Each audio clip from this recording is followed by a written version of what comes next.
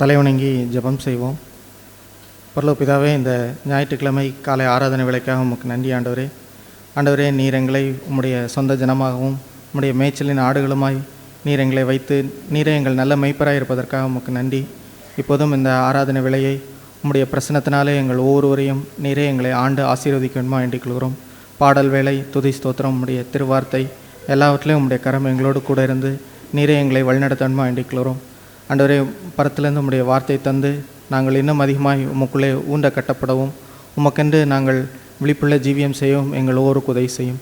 மீட்பரசரமாகிய இயேசு கிறிஸ்து மூலம் வேண்டிக் கொள்கிறோம் எங்கள் பரலோக பிதாவே, ஆமென். நாம் முதலாவது பாடலாக பாடல் எண் 579 நாம் பாடுவோம். பாடல் எண் 579. இயேசுவின் நாமத்தில் கூடி வந்திருக்கிற நமக்கு எப்பொழுதும் நன்மையும் இன்பமும் உண்டாயிருக்கும். அப்படிப்பட்ட ஆண்டவரை உயர்த்தி இந்த பாடலை பாடுவோம். இயேசுவே, உம் நாமத்தினால் இன்பமுண்டு யாவருக்கும், நன்றியுள்ள இருதயத்துடன் கூடினோம் இந்நன்னாளிலே.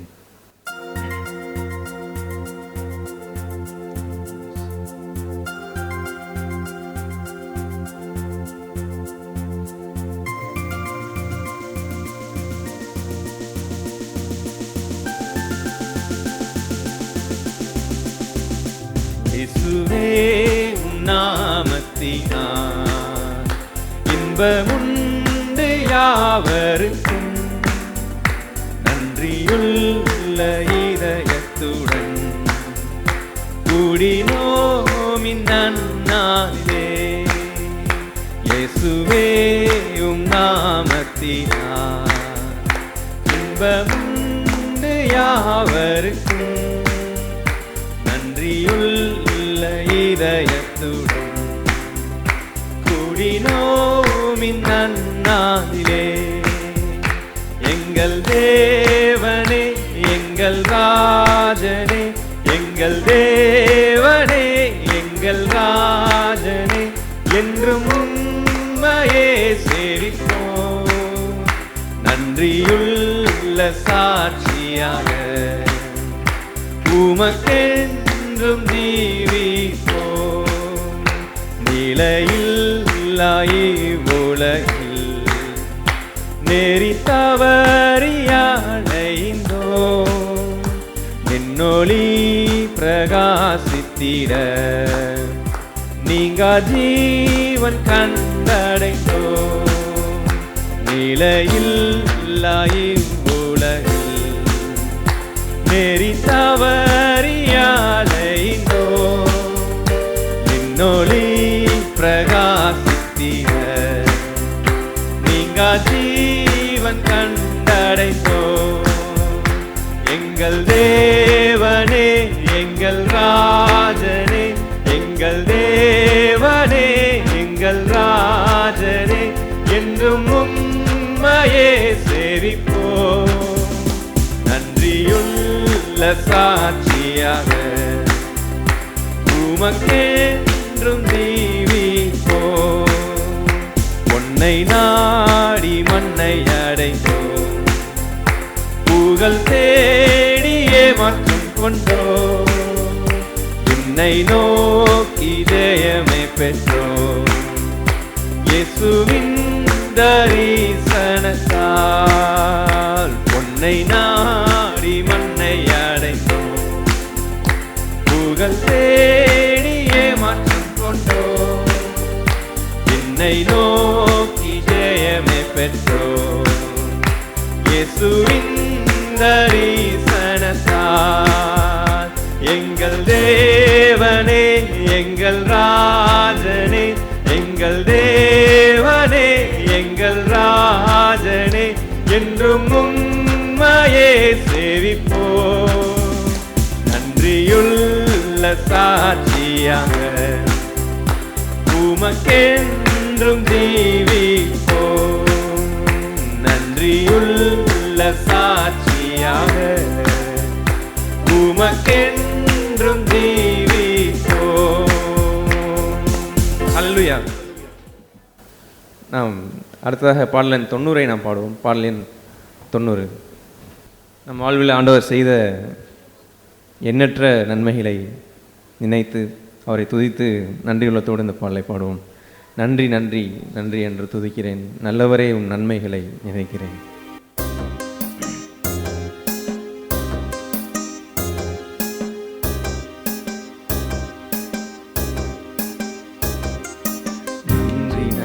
நன்றி என்று துதிக்கிறேன், நல்லவரே உம் நன்மைகளை நினைக்கிறேன்.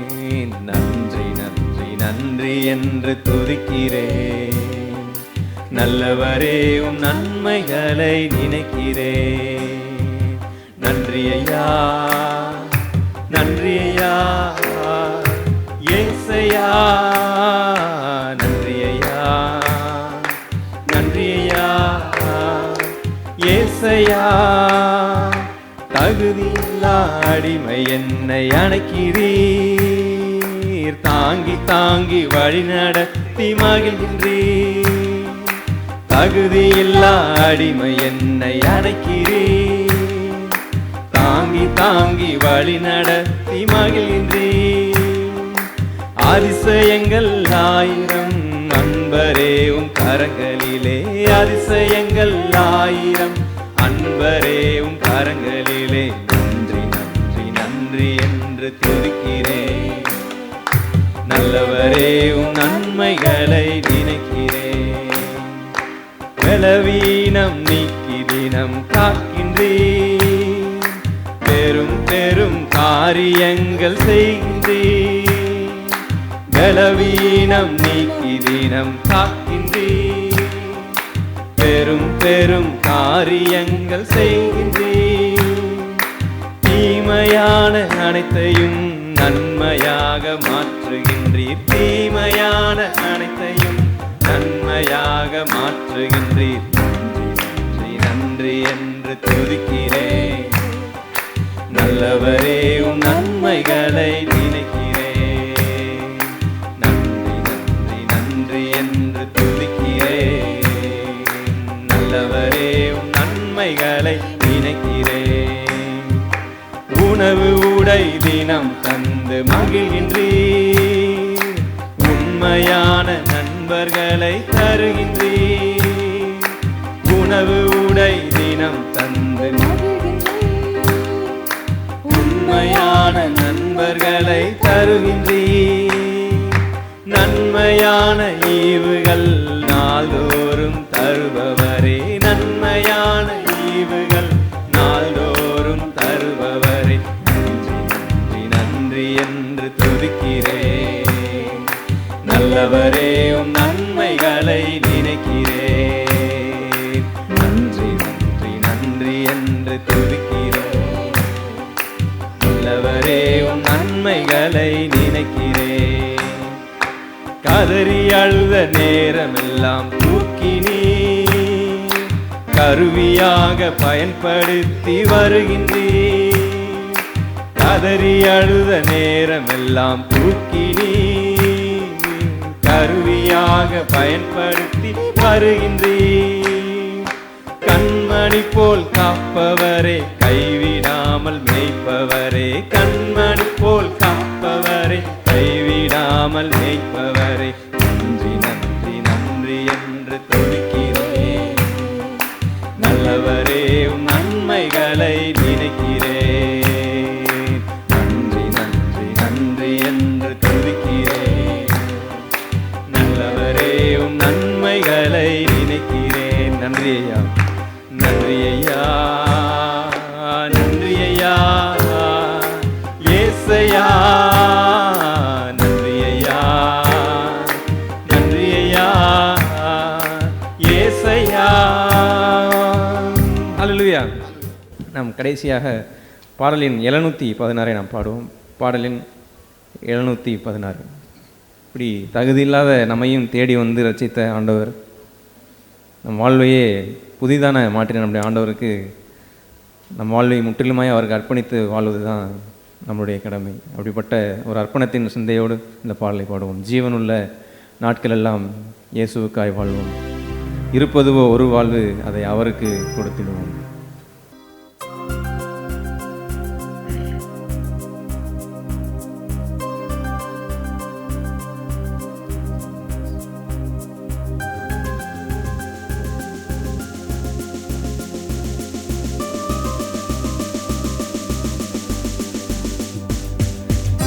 ஜீவனுள்ள நாட்களெல்லாம் இயேசுவுக்காய் வாழ்வோம்.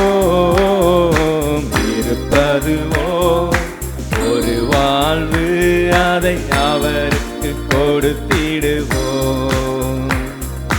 ஜீவனுள்ள நாட்களெல்லாம் இயேசுவுக்காய் வாழ்வோம். இருப்பதுவோ ஒரு வாழ்வு, அதை அவர் கொடுத்திடுவோம். வாழ்ந்திடுவோம், நாம் வாழ்ந்திடுவோம், இயேசுவுக்காக வாழ்ந்திடுவோம். வாழ்ந்திடுவோம், நாம் வாழ்ந்திடுவோம், இயேசுவுக்காக வாழ்ந்திடுவோம். ஜீவனுள்ள நாட்களெல்லாம் இயேசுவுக்காய் வாழ்வோம்.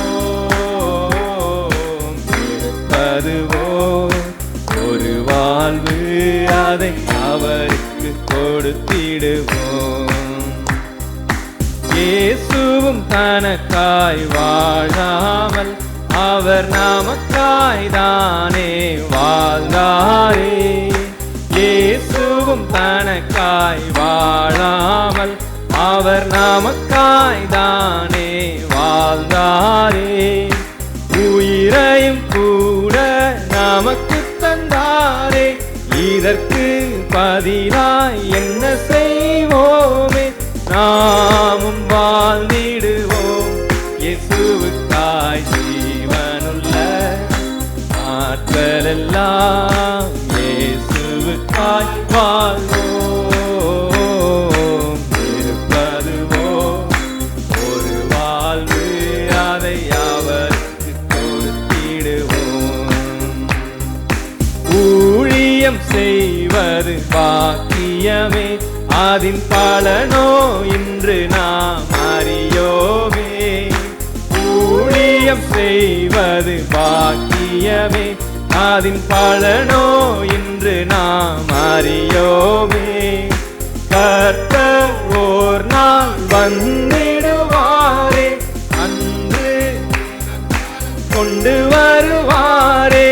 கண்டு மகிழ்ந்திடுவோம், துள்ளிடுவோம். ஜீவனுள்ள நாட்களெல்லாம் இயேசுவுக்காய் வாழ்வோம். இருப்பதுவோ ஒரு வாழ்வு, அதை அவருக்கு கொடுத்திடுவோம்.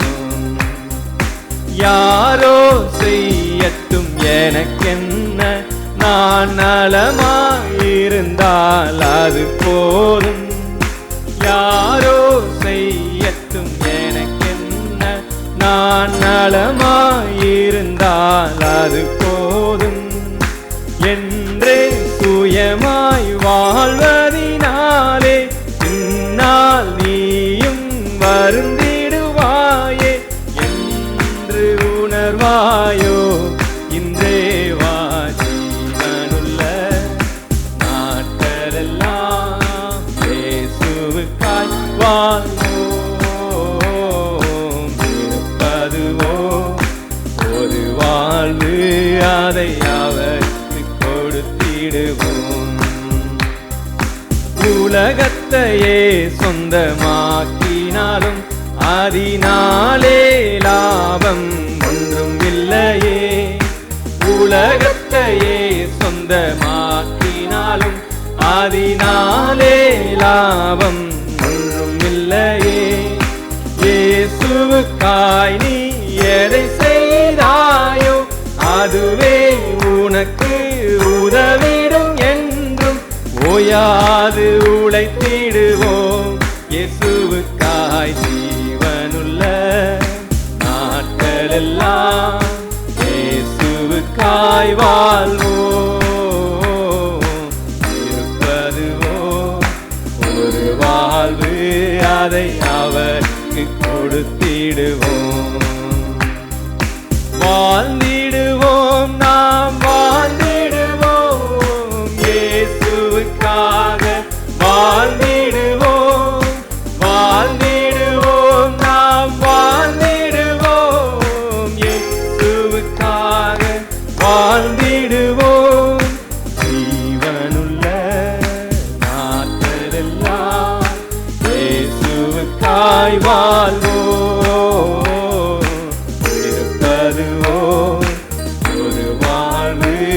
அதை அவருக்கு கொடுத்திடுவோம். அல்லேலூயா. நாம் எல்லோரும் எழுந்து நிற்போம். நம் வாழ்வில் ஆண்டவர் நமக்கு பாராட்டுகிற அன்பு கம்பேர் பண்ண முடியாத நிகரற்ற ஒரு அன்பு தான், மாறாத ஒரு அன்பு. நாம் மனுஷர்களிடத்தில் காண்கிற அன்பை போல கிடையாது. அவர் ரொம்ப நீடிய பொறுமையாய், அவருடைய இரக்கத்திற்கு முடிவே இல்லை. அப்படிப்பட்ட காலைதோறும் ஒவ்வொரு நாளும் புதிய கிருபையை தந்து நம்மளை முன்னேறி செல்லும்படியாகவே அரவணைத்து நடத்துகிற நல்ல தகப்பன். நாம் நிற்பதும் நிர்மூலமாகாதிருப்பதும் அவருடைய கிருபை மாத்திரம்தான்.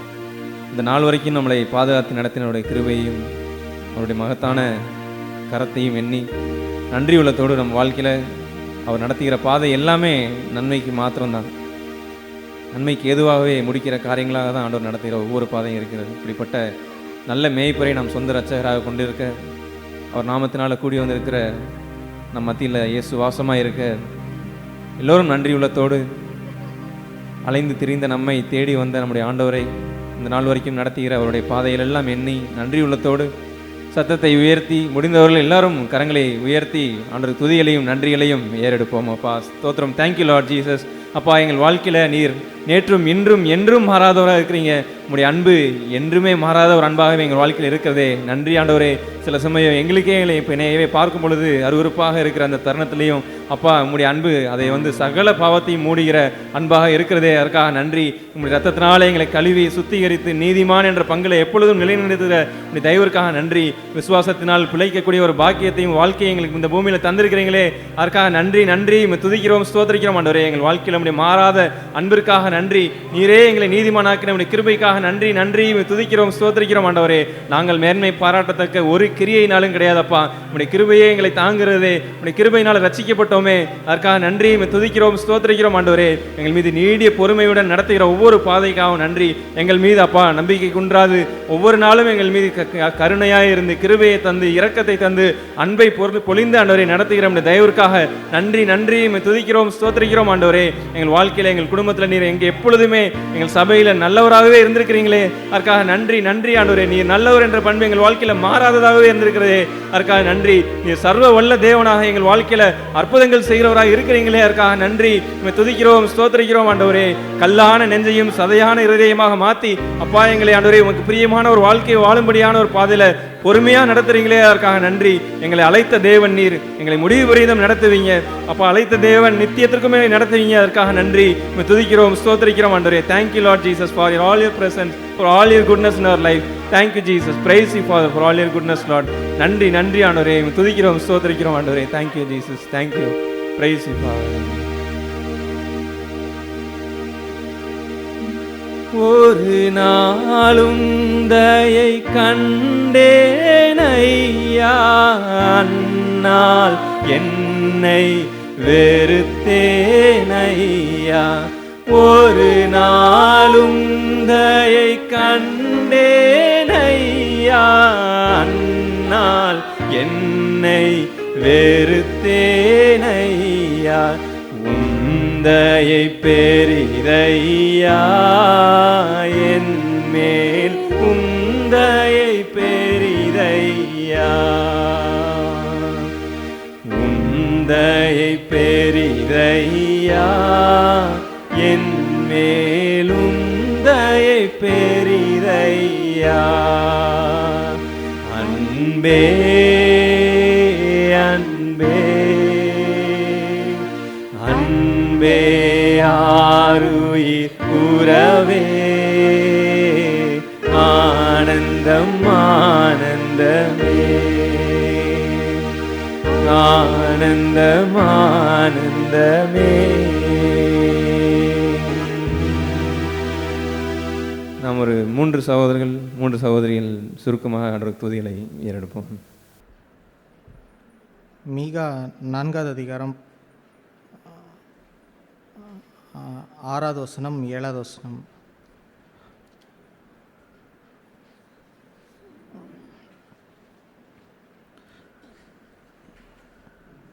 கர்த்தர் சொல்லுகிறது என்னவென்றால், அந்நாளிலே நான் நொண்டியானவளை சேர்த்து தள்ளுண்டவளையும் தீங்கு அனுபவித்தவளையும் கூட்டிக் கொண்டு, நொண்டியானவளை மீதியான ஜனமாகவும் தூரமாய் தள்ளுண்டு போனவளை பலத்த ஜாதியாகவும் வைப்பேன். அவர்கள் பேரில் கர்த்தர் சியோன் பர்வதத்தில் இது முதல் என்றென்றைக்கும் ராஜாவாய் இருப்பார். இங்கே ஆண்டவர் அந்த நொண்டியான அந்த மக்களையும் தீங்கு அனுபவித்த தள்ளுண்டவர்களையும் அவர் சேர்த்து அவர்களை ஒரு பலத்த ஜாதியாகவும் ஒரு அவருடைய சொந்த ஜனமாகவும் மீதியான தன்னுடைய ஜனமாகவும் அவர் தெரிந்து கொள்கிறதை இங்கே நாம் பார்க்க முடியும். அப்படிப்பட்ட அந்த கூட்டத்திலே யார் வருகிறார்கள் என்றால், முதலாவது நொண்டியானவர்கள் என்று சிலரை சொல்லப்பட்டிருக்கிறது. அவர்கள் நொண்டியானவர்கள் என்றால் அவர்கள் நடக்க முடியாதவர்கள் என்று அர்த்தமல்ல. நாம் அதற்கு முந்தின வசனங்களிலே நாம் பார்த்தோம் என்றால், அந்த 1வது வசனம் 2வது வசனம் இவை யாவற்றையும் கடைசி நாட்களிலே ஆண்டவர் செய்கிற அந்த கிரியைகளை குறித்து சொல்ல ஆரம்பித்து, அந்த 2வது வசனத்திலே திரளான ஜாதிகள் புறப்பட்டு வந்து நாம் கர்த்தரின் பர்வதத்துக்கும் யாக்கோபின் தேவனுடைய ஆலயத்துக்கும் போவோம் வாருங்கள். அவர் தமது வழிகளை நமக்கு போதிப்பார், நாம் அவர் பாதைகளில் நடப்போம் என்பார்கள். ஏனெனில் சியோனிலிருந்து வேதமும் எருசலேமிலிருந்து கர்த்தரின் வசனமும் வெளிப்படும். இங்கே ஒரு கூட்ட ஜனங்கள் அவர்கள் தேவனுடைய பர்வதத்திற்கு அவர்கள் ஆர்வமாய் அவர்கள் ஏறி வருகிறார்கள். அங்கே வந்து அவருடைய வார்த்தையை அவருடைய வழிகளை அவர்கள் அங்கே கர்த்தர் போதிப்பதை அவர்கள் கேட்கிறார்கள். கேட்டதுக்கு பின்பு அவர்கள் நாம் அவருடைய பாதையிலே நடப்போம் என்று அந்த அவருடைய பாதையை தெரிந்து கொண்டு நடப்பதற்கு ஆர்வமாய் அவர்கள் இருக்கிறார்கள். அப்படி அவர்கள் கர்த்தருடைய பாதையிலே நடப்பதற்கு அவர்கள் எப்போதும் தங்களை ஒப்பு கொடுக்கிறார்கள். ஆனால் கர்த்தருடைய வழி இல்லாத தங்களுடைய சொந்த வழிகளிலே நடப்பதற்கு அவர்கள் நொண்டிகளாய் மாறிவிடுகிறார்கள். நான் என்னுடைய சொந்த வழியிலே நடக்க மாட்டேன், என்னுடைய வழியிலே நான் போக மாட்டேன் என்று தன்னுடைய சொந்த வழிக்கு அவர்கள் நொண்டிகளாய் மாறுகிறார்கள். அப்படிப்பட்ட ஜனங்களை தான் இங்கே நாம் 6வது வசனத்திலே அந்நாளிலே நான் நொண்டியானவளை சேர்த்து என்று ஆண்டவர் சொல்லுகிறார். அவர்கள் கர்த்தருடைய வழியிலே நடப்பார்கள், ஆனால் தங்களுடைய சொந்த வழியிலே அவர்கள் நடப்பதற்கு நொண்டிகளாய் மாறிவிடுவார்கள். அதற்கு பின்பாக நாம் அடுத்து பார்க்கிற பகுதி, அவர்கள் தள்ளுண்டவளையும் தீங்கு அனுபவித்தவளையும் கூட்டிக் கொண்டு என்று நாம் பார்க்கிறோம். தள்ளுண்ட அந்த பகுதியை ஆங்கிலத்திலே அவுட்காஸ்ட் என்று சொல்லப்பட்டிருக்கிறது. நாம் இஸ்ரவேல் ஜனங்களை குறித்து சங்கீதத்திலே நாம் பார்க்கும்போது துரத்துண்ட இஸ்ரவேலை ஆண்டவர் மீண்டும் கூட்டி சேர்க்கிறார் என்று நாம் பார்க்கிறோம். இந்த இஸ்ரவேல் தேசத்தை குறித்து நாம் பார்க்கும்போது கூட அவர்கள் எல்லோரும் துரத்துண்டவர்களாக இருந்த அந்த ஜனங்கள் மீண்டும் அவர்கள் கூட்டி சேர்க்கப்பட்டு ஒரு ஸ்ட்ராங் நேஷனாக, ஒரு பலமுள்ள ஒரு தேசமாக தேவன் அவர்களை கட்டி வருகிறார். ஆனால் அப்படி கட்டப்பட்ட அந்த தேசத்திலே அவர்கள் எவ்வளவோ தீங்கு அனுபவிக்கிறார்கள், எவ்வளவோ அவர்கள் அந்த தள்ளுண்ட ஜனங்கள் தீங்கு அனுபவிப்பதை நாம் பார்க்க முடியும். அதுபோன்று நாமும் ஆண்டவரை பின்பற்றுகிற அந்த ஜீவியத்திலே இயேசு கிறிஸ்துவை குறித்து சொல்லப்படும்போது சங்கீதத்திலே அவர் தள்ளப்பட்ட கல்லாக இருந்தார் என்று நாம் பார்க்கிறோம். மேலும் அவருடைய வாழ்க்கையை குறித்து ஏசாயா 54வது அதிகாரத்திலே நாம் 53வது அதிகாரத்திலே நாம் படிக்கும்போது 53வது அதிகாரம் 3வது வசனம், அவர் அசட்டை பண்ணப்பட்டவரும் மனுஷரால் புறக்கணிக்கப்பட்டவரும் துக்கம் நிறைந்தவரும் பாட அனுபவிக்கிறவருமாய் இருந்தார் என்று நாம் அவரை குறித்து நாம் பார்க்கிறோம். அதுபோன்று ஒரு தள்ளப்பட்ட, புறக்கணிக்கப்பட்ட, அசட்டை பண்ணப்பட்ட ஒரு நிலையை குறித்து தான் நாம் இங்கே இந்த மீகா 4வது அதிகாரம் 6வது வசனத்திலே தள்ளுண்டவளாயும் தீங்கு அனுபவித்தவளையும் கூட்டிக் கொண்டு என்று நாம் பார்க்கிறோம். நாம் இயேசு கிறிஸ்து சொல்லும்போது உலகம் உங்களை பகைக்கும் என்று அவர் சொல்லுகிறார். யோவான் 15வது அதிகாரம் நாம் 18வது வசனத்திலிருந்து நாம் பார்க்கும்போது, உலகம் உங்களை பகைத்தால் அது உங்களை பகைக்கிறதுக்கு முன்னே என்னை பகைத்தது என்று அறியுங்கள். நீங்கள் உலகத்தாராய் இருந்தால் உலகம் தன்னுடையதை சிநேகித்திருக்கும். நீங்கள் உலகத்தாராய் இராதபடியினாலும் நான் உங்களை உலகத்திலிருந்து தெரிந்து கொண்டபடியினாலும் உலகம் உங்களை பகைக்கிறது. ஊழியக்காரன் தன் எஜமானிலும் பெரியவன் அல்ல என்று நான் உங்களுக்கு சொன்ன வார்த்தையை நினைத்து கொள்ளுங்கள். அவர்கள் என்னை துன்பப்படுத்தினது உண்டானால் உங்களையும் துன்பப்படுத்துவார்கள். அவர்கள் என் வசனத்தை கை கொண்டது உண்டானால் உங்கள் வசனத்தையும் கை கொள்ளுவார்கள். இங்கே இயேசு கிறிஸ்து அவர் உலகத்தினால் அவர் துன்பத்தினூடாய் அவர் கடந்து சென்றதை இங்கே நாம் பார்க்கிறோம். அதுபோன்று அந்த எஜமான் சென்ற பாதையிலேயே நாமும் செல்ல அழைக்கப்பட்டிருக்கிறோம். அவரை போன்று நாமும் அந்த உலகத்தை நாம் அன்பு கூறாதபடினால் உலகம் உங்களை பகைக்கும் என்பது நம்முடைய வாழ்க்கையிலையும் நடக்கிற ஒரு பகுதியாக அது மாறிவிடும்.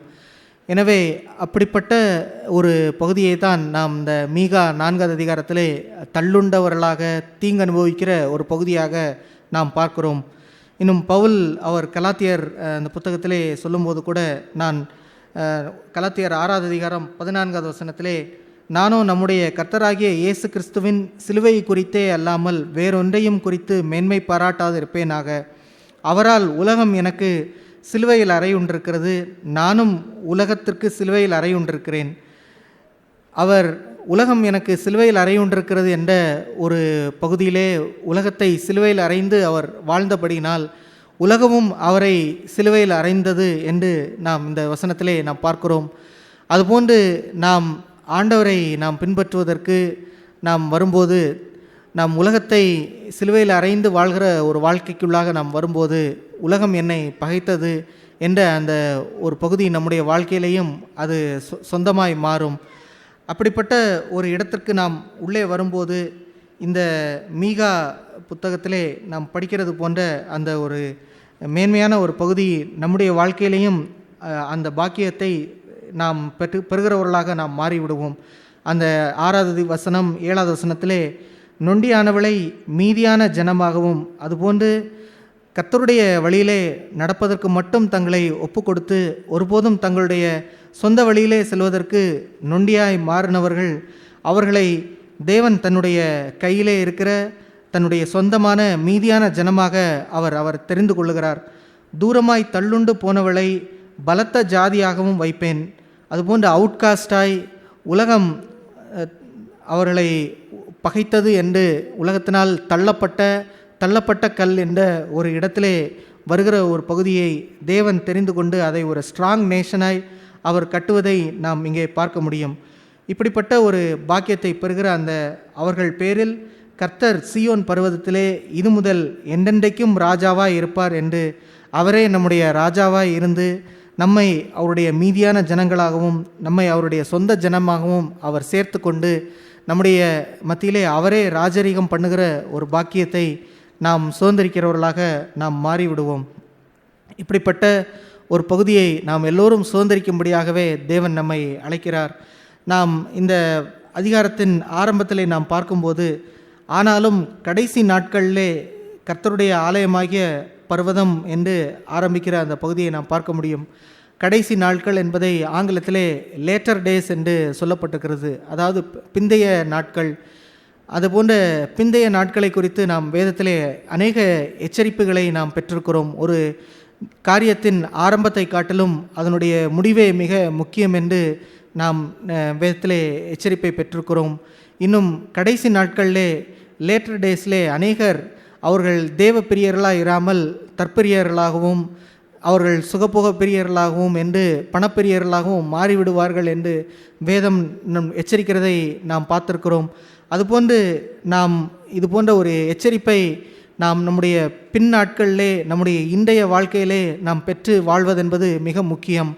நாம் அநேக வேளைகளிலே கிறிஸ்தவ ஜீவியத்திலே ஆரம்ப நாட்களிலே நான் எப்போதும் கர்த்தருடைய வழிகளுக்கு நான் பூர்ணமாக என்னை அர்ப்பணிக்கிறேன், இந்த உலகம் எனக்கு சிலுவையில் அறையுண்டிருக்கிறது என்று அந்த ஒரு நிலையிலே பூர்ணமாய் நாம் கவனமாய் நாம் நடந்து வந்திருப்போம். ஆனால் பின் நாட்களிலே அந்த உலகத்தோடு கொஞ்சம் கொஞ்சமாய் சமரசம் செய்கிற ஒரு பகுதியோ அல்லது கர்த்தருடைய வழியிலே பூரணமாய் நடப்பதை விட்டுவிட்டு கொஞ்சம் நான் என்னுடைய வழிகளுக்கு நொண்டியாக இருப்பதை விட்டுவிட்டு கொஞ்சம் நான் என்னுடைய சொந்த வழிகளை நான் தழுவிக்கொள்வதோ அல்லது தள்ளுண்ட ஒரு பகுதிக்கு இடம் கொடாமல் உலகம் என்னை சேர்த்து கொள்ளுகிற உலகத்தோடு அதுக்கு சமரசம் செய்து ஒத்த வேஷம் தரித்து நான் அதற்குள்ளாக செல்லுகிற ஒரு பகுதிக்கு நேராக கொஞ்சம் கொஞ்சமாய் பின் நாட்களிலே கடந்து வருகிறவனாக நாம் மாறிவிட முடியும்.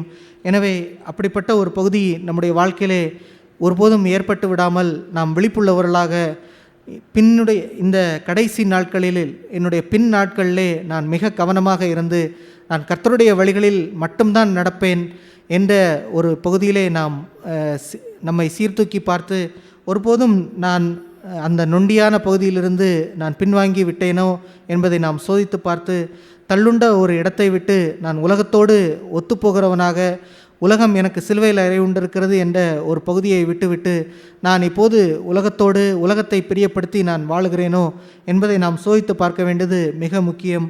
அப்படி இல்லை என்றால் அந்த பின் நாட்களிலே கர்த்தர் அவர் தன்னுடைய சொந்த ஜனமாய் தன்னுடைய சொந்த தேசமாய் அவர் கட்டுகிற அந்த ஒரு பாக்கியத்தை நாம் இழந்து விடுகிறவர்களாக மாறிவிடுவோம். நாம் அடுத்த வசனத்திலே நாம் பார்க்கிறது போல இது போன்ற ஒரு பாக்கியத்தை நான் என்னுடைய தனியாக வாழ்கிற ஒரு பகுதியாக மட்டுமில்லாமல் நாம் எல்லோரும் சேர்ந்து வாழ்கிற ஒரு வாழ்க்கை என்று நாம் இதிலே நாம் 2வது வசனத்திலே நாம் பார்க்கிறோம். திரளான ஜாதிகள் புறப்பட்டு நாம் கர்த்தரின் பர்வதத்துக்கும் யாக்கோபின் தேவனுடைய ஆலயத்துக்கும் போவோம் வாருங்கள் என்று அங்கே அழைக்கிறதை நாம் பார்க்க முடியும். Come let us go unto the mountain of the Lord என்று நாம் ஆங்கிலத்திலே பார்க்கிறோம்.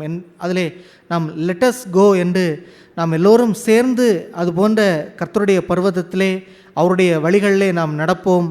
நாம் உலகத்தின் வழியிலே இல்லாமல் தள்ளுண்டவர்களாக தீங்கு அனுபவித்தவர்களாக நாம் கர்த்தருடைய உலகம் எனக்கு சிலுவையில் அறையுண்டிருக்கிறது என்ற ஒரு பகுதியிலே நாம் எல்லோரும் சேர்ந்து நடப்போம் என்று ஒரு சேர்ந்து நாம் அப்படிப்பட்ட ஒரு பகுதிக்கு நாம் அழைக்கிறவர்களாக நாம் மாறும்படியாகவே அழைக்கப்பட்டிருக்கிறோம். நாம் நம்முடைய குடும்பத்தில் உள்ளவர்கள் நாம் எல்லோரும் சேர்ந்து கர்த்தருடைய பர்வதத்திற்கு போவோம் வாருங்கள். சபையிலே நானும் என் சகோதரனும் நாம் எல்லோரும் சேர்ந்து நாம் கர்த்தருடைய பர்வதத்திற்கு போவோம் வாருங்கள், நானும் என் சகோதரியும் என்று நாம் எல்லோரும் சேர்ந்து அப்படிப்பட்ட கர்த்தருடைய பர்வதத்திலே சென்று அவருடைய வழியிலே நாம் எல்லோரும் நடப்போம் என்ற ஒரு சேர்ந்து நாம் நடக்கிற ஒரு வாழ்க்கைக்கு நேராகவே இந்த கடைசி நாட்களிலே இந்த லேட்டர் டேஸ்லே பின் நாட்களிலே தேவன் நாம் எல்லோரும் அப்படி உறுதியாய் அப்படிப்பட்ட ஒரு இடத்திலே நாம் வாழும்படியாகவே தேவன் நம்மை அழைக்கிறார். நாம் அப்படிப்பட்ட ஒரு பகுதியிலே நாம் ஒருபோதும் அந்த நொண்டியான ஒரு பகுதியை விட்டோ தள்ளுண்ட ஒரு பகுதியை விட்டோ நாம் உலகத்தோடு சேர்கிற ஒரு இடமாக இல்லாமல் உலகம் எனக்கு சிலுவையில் அறையுண்டிருக்கிறது, உலகம் என்னை பகைத்தது என்ற ஒரு நிலையிலே நாம் வாழ்கிற அந்த வேறு பிரிந்து வாழ்கிற ஒரு வாழ்க்கையிலே நாம் எல்லோரும் நிலைத்திருந்து வாழ தேவன் நம் எல்லோருக்கும் தயவு செய்வாராக. ஆமேன். தேவன் பேசின அவருடைய ஜீவனுள்ள வார்த்தைக்காக நன்றி செலுத்துகிறேன். எச்சரிப்பின் வார்த்தைக்காகவும் நன்றி செலுத்துகிறேன். அந்த எச்சரிப்புக்கு பின்னாடி அவருடைய அன்பு மாத்திரம்தான் இருக்குது. அவர் ஒரு நல்ல மணவாளன், என்னை நீ என்றுமே நேசிக்கிற ஒரு மணவாளன்.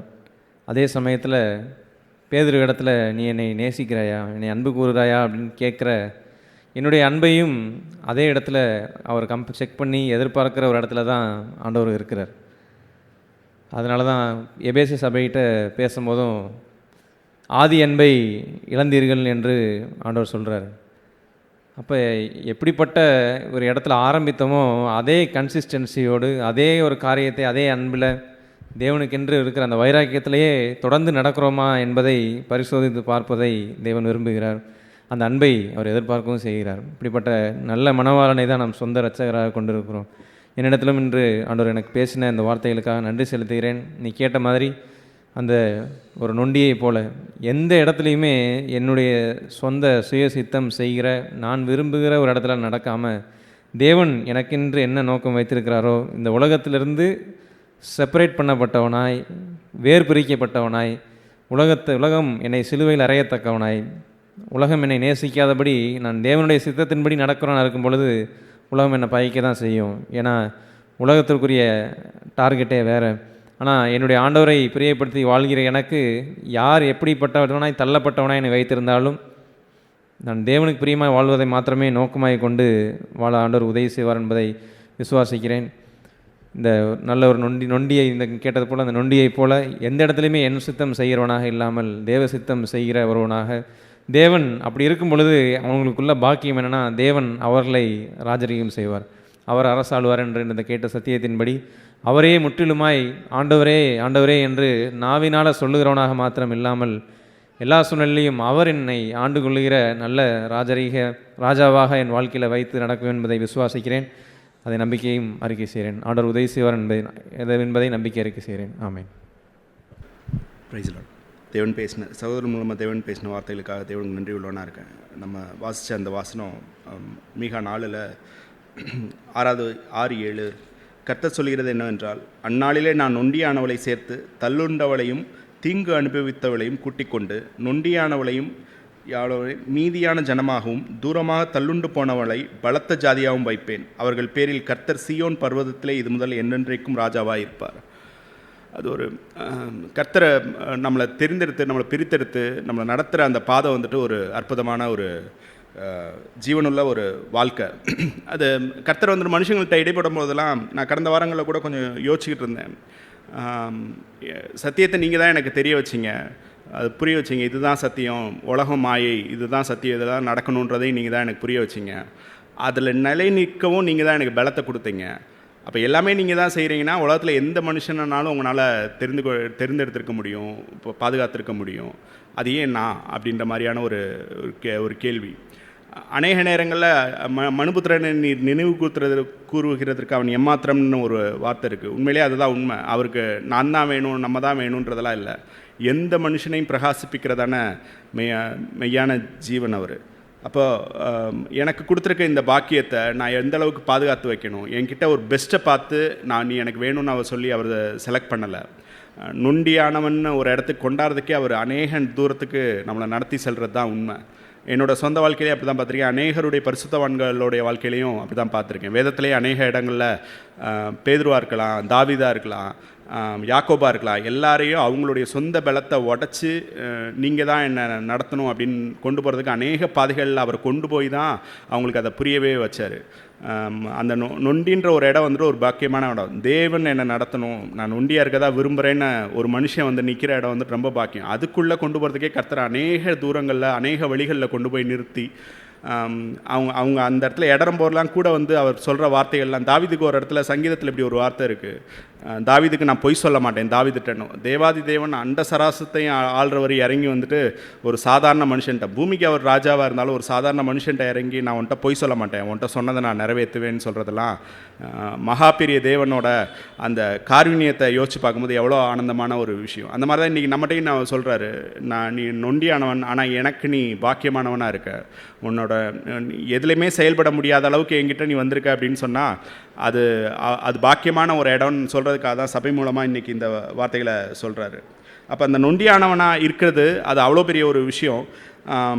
தேவனை பார்க்குற தேவன் இங்கே தான் இருக்கார், தேவன் இது தேவன் இது தேவன் இது தேவன் பார்க்க ஆரம்பிக்கிற எல்லாருமே அந்த அற்புதமான வாழ்க்கை கொண்டாந்து நிறுத்திடுவாங்க.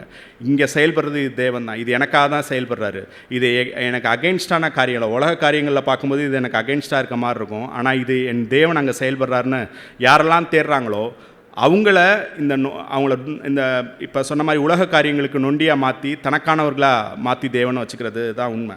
இந்த பேதுரு வந்துட்டு யோவான் கடைசி அதிகாரத்தில் பேதுரை பற்றி அநேக நேரம் நம்ம தியானிச்சிருக்கோம். இந்த பேதுரு தேவனுக்கு அவ்வளோ அருமையான ஒரு சீஷனாக இருந்த ஒருத்தவர். உங்களுக்காக நான் எல்லாத்தையும் விட்டுட்டு வந்தோம் அப்படின்னு கேட்டவர் இவர் தான். யாரிடத்தில் போவோம், உம்மிடத்துலாம் ஜீவ வசனம் உண்டுன்னு சொன்னவர் இதே பேதுரு தான். எல்லாம் செஞ்சாலும் கடைசியாக அவர்கிட்ட அந்த ஒரு வைராக்கியம், சுய வைராக்கியம் ஒன்று ஒட்டி இருந்துச்சு. தேவன் இயேசு கிறிஸ்துவே சொன்னார், நீ என்னை 3 தடவை மறுதளிப்பேன்னு சொல்லும் போதும் கூட அங்கே பேதுரு சொன்னது இல்லை நான் உங்களை மறுதளிக்க மாட்டேன், என்னோடய சுயபலத்தில் நிற்பேன், என்னட்ட 2 கால் இருக்குது நான் அங்கே நிற்பேன் அப்படின்னு சொன்ன அந்த பேதுரு வந்துட்டு தேவன் அங்கே சொன்னார், நீ மறுதளிப்ப ஆனாலும் நான் உன்னை கைவிட மாட்டேன்னு சொல்லிட்டு திரும்ப அவர்கிட்ட வரும்போது இப்போ அவரோட சொந்த பலத்தில் அங்கே நிற்க முடியல, தோல்வி பெற்றுட்டார். நான் தான் ஆனால் உனக்காக ப்ரேயர் பண்ணுறேன், உன்னோட விசுவாசம் ஒளிந்து போகக்கூடாதுன்னு சொல்லி ப்ரேயர் பண்ணுறேன்னு சொல்லி பேசி முடிச்சதுக்கு அப்புறமேட்டு இப்போ அந்த பேதுருவை தேடி யோவான் கடைசி அதிகாரம் பேதுருவை தேடி இயேசு கிறிஸ்து வராரு. அங்கே 4வது வசனம், யோவான் 21:4 விடியற்காலமான போது இயேசு கரையிலே நின்றார். அவரை இயேசு என்று சீஷர்கள் யாருக்குமே அவர் இயேசுன்னு தெரியல. இயேசு அவர்களை நோக்கி, பிள்ளைகளை புசிக்கிறதுக்கு ஏதாலும் உங்களிடத்தில் உண்டா என்றார். அதற்கு அவர்கள் ஒன்றுமில்லை என்றார்கள். இப்படி அவர் வலையை போட சொல்கிறாரு. வலையில் மீனை பிடிக்கிறாங்க. இது கர்த்தர்னு ஒரு சீஷன், அவருக்கு அன்பாக இருந்த சீஷன் சொன்ன உடனேயே அங்கே பேதுரு செஞ்சிருது 7வது வசனம். அதனால் இயேசுக்கு அன்பாக இருந்த சீஷன் பேதுரை பார்த்து அவர் கர்த்தர் என்றான். இது கர்த்தர், இந்த செயல் செஞ்சது கர்த்தர், இங்கே நம்மளை தேடி வந்திருக்கிறது கர்த்தர்னு சொன்ன உடனேயே அந்த எவ்வளோ சூழ்நிலைகளாக இருந்தாலும் இந்த சூழ்நிலை எனக்கு கர்த்தர்னால் வந்திருக்குன்னு தெரிஞ்ச அடுத்த நிமிஷம் பேதுரு அவர்கிட்ட இறங்கி ஓடுறத பார்க்க முடியும்.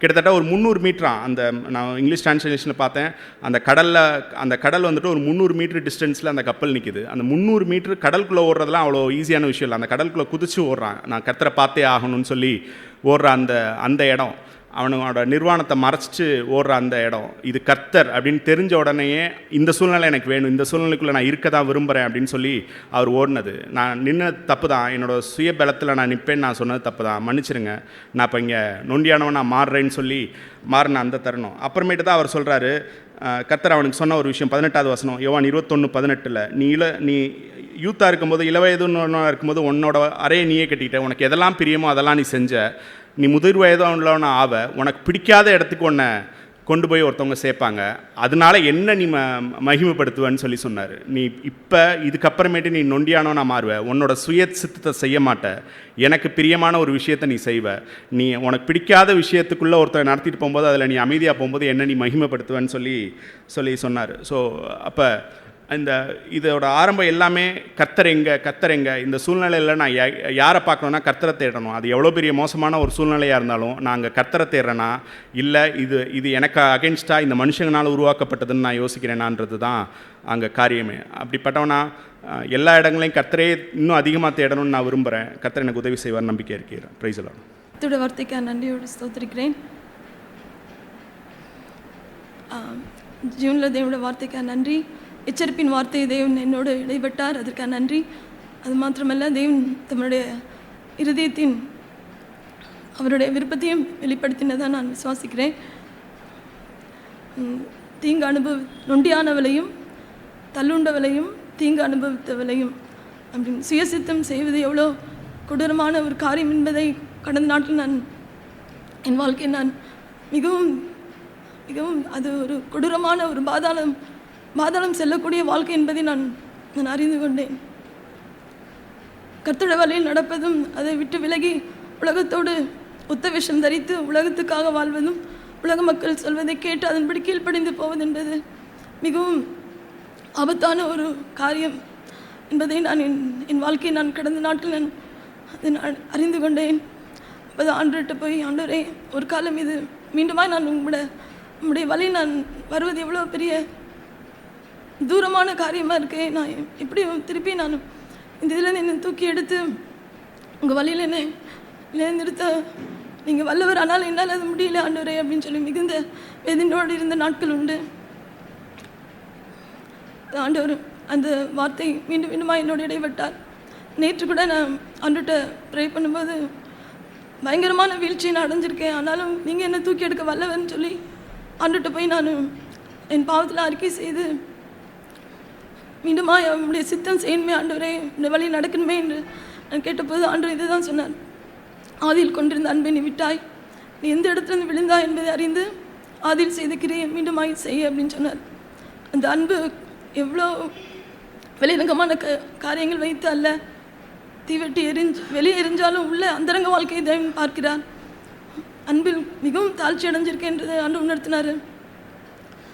இந்த மேன்மையான இந்த கர்த்தருக்கென்று வாழ்கிற வாழ்க்கையை போல ஒரு மகிமையான வாழ்க்கை இந்த உலகத்தில் எங்குமே கிடைக்காது. அது பெரிய பாக்கியம். நான் கடந்த நாட்களில் கூட ஒரு சிலர்கிட்ட பேசும்போது தான் சொன்னேன், கர்த்தர் கொடுக்குற இந்த சந்தர்ப்பங்கள், இந்த நாட்களை நான் வீணடிச்சிட்டோம்னா கட்டாயம் அந்த நாள் திருப்பி எனக்கு வராது. அதனால் தேவன் காண்பிக்கிற அந்த வழியில் அவர் சித்தம் செய்வதும் அவரோட வழியில் நடப்பதுமே மிகப்பெரிய பாக்கியமாக இருக்குது. அது கொஞ்சம் அந்த வழியை விட்டு விலகிட்டாலும் அதோட தாக்கம் ரொம்ப பயங்கரமாக இருக்கிறதை நான் உணர்ந்து கொண்டேன். ஆனாலும் கர்த்தர் என்று பேசின அவரோட வார்த்தை மீண்டுமா என்னை உற்சாகப்படுத்தினார். தள்ளுண்ட என்னையும் கர்த்தர் அவர் சேர்த்து கொள்ள வல்லவராக இருக்கிறார், சேர்த்து கொண்டார். அவர் அன்பினால் மீண்டுமா என்னை அவர் பக்கமாக இழுத்து கொண்டார். இன்னொரு நாட்களில் கர்த்தருடைய சித்தம் இன்னதென்று அறிந்து அவர் வழியில் நடக்கவும் ஒரு சித்தம் செய்யவும் என்னை அர்ப்பணிக்கிறேன். கர்த்தருக்கு உதவி செய்ய நம்பிக்கை அறிக்கையிடுகிறேன். ஆமென். தேவன் சபையில் கொடுத்த அவருடைய ஜீவனுள்ள வார்த்தைக்காக நன்றி செலுத்துகிறேன். இந்த வார்த்தை எனக்கு ரொம்ப உற்சாகமாக இருந்துச்சு. கடந்த நாட்களில் ஆண்டவர் என்கிட்ட நான் ஆண்டவர்கிட்ட பாரத்தோடு கேட்குறப்ப ஏன் என்னுடைய பிள்ளைங்க இன்னும் ரட்சிக்கப்படாமல் இருக்கிறாங்கப்பா அப்படின்னு நான் கேட்குறப்ப அதுக்கு ஆண்டவர் தான் சொன்னார். இந்த 128வது சங்கீதத்தில் உள்ளது தான் பேசினார். கர்த்தருக்கு பயந்து அவருடைய வழியில் நடந்தேன்னா பாக்கியம் கண்டடைவேன். அதுக்கப்புறம் தான் இந்த பிள்ளைகள் இப்படியெல்லாம் இருப்பாங்க.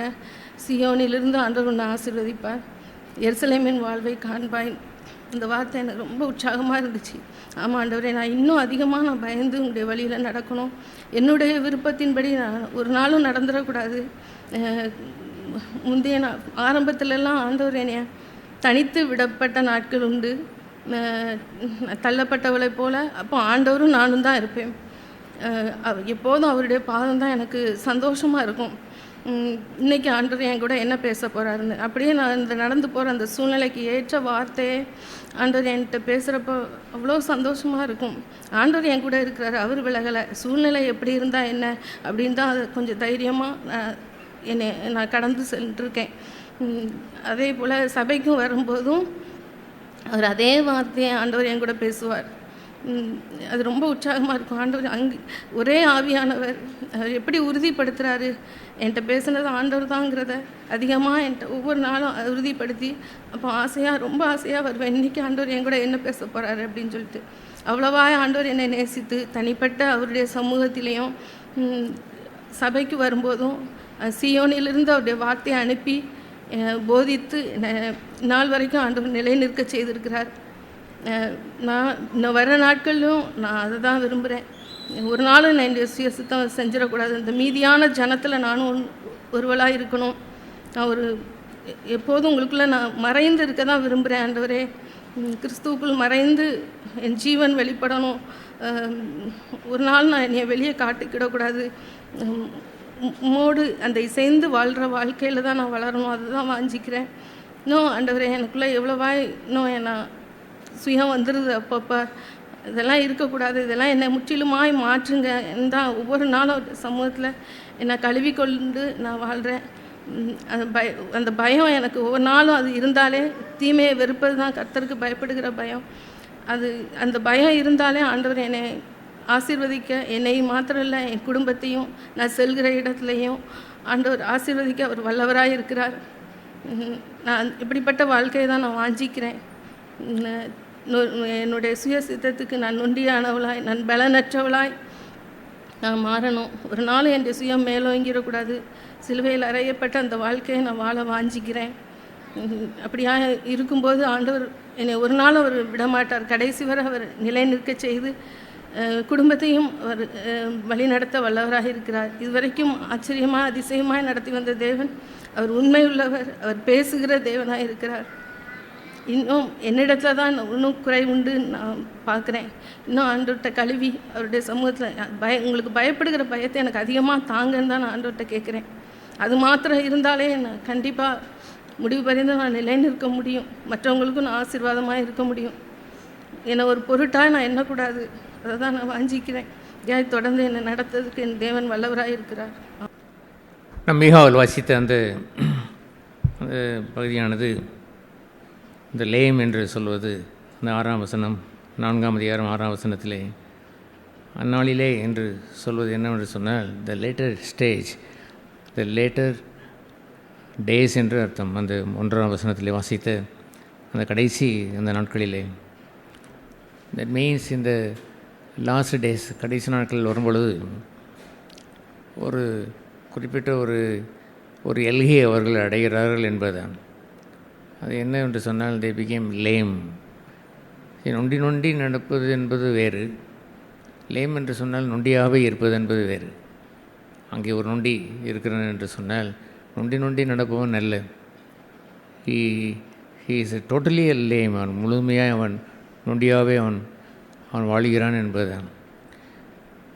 சரி, யாக்கோபை கூட ஆண்டவர் தொடைச்சந்தையை அவன் தொட்டார் என்று சொன்னாலும் அவன் நொண்டியாய் போய்விடவில்லை. அவன் கர்த்தரை சார்ந்து கொண்டு அவருடைய பலனை நம்பி அவரை சார்ந்து வாழ்கின்ற ஒரு வாழ்க்கையை தான் அவன் பெற்றிருந்தானே அல்லாமல் he did not become the lame. அவன் ஒரேடியாக நொண்டியாய் மாறினான் என்பது அல்ல. ஆனால் இந்த லேட்டஸ்ட் ஸ்டேஜ் என்று சொல்லிட்டு அந்த கடைசி இந்த நாட்கள் வரும்பொழுது இந்த டெவலப்மெண்ட் டேஸ் என்ன ஒரு மாற்றம் உண்டாகிறது என்று சொன்னால் ஸ்லோலி நாம் கொஞ்சம் கொஞ்சமாய் நம்முடைய சுயத்திற்கென்று வாழ்கின்ற ஒரு வாழ்க்கையை நாம ஓடி வாழ்கின்ற வாழ்க்கையை நிறுத்தி ஒரு நாளிலே நாம் பிகம் லேம், நம் நொண்டியாகவே மாறிவிடுகிறோம். we never walk in our own ways. நம்முடைய சொந்த வழியில் இனி முதற்கொண்டு நடப்பதில்லை. நம்முடைய சுய விருப்பத்தை நிறைவேற்ற வேண்டும் என்று விரும்புவதில்லை. நம்முடைய முழு சுயத்திற்கு உரிய இன்னொரு பகுதி என்னவென்று சொன்னால் மாம்சமும் அதன் ஆசை இச்சைகளும் என்பதுதான். the whole embodiment of the flesh, இந்த மாம்சத்தினுடைய பகுதி என்னவென்று சொன்னால் it has a desire. அதற்கு ஒரு விருப்பம் ஒன்று உண்டு. அந்த விருப்பம் என்னவென்று சொன்னால் டு ஃபுல்ஃபில் மை வேஸ், என்னுடைய வழிகளை நான் விரும்புவதை நிறைவேற்ற வேண்டும் என்பதுதான்.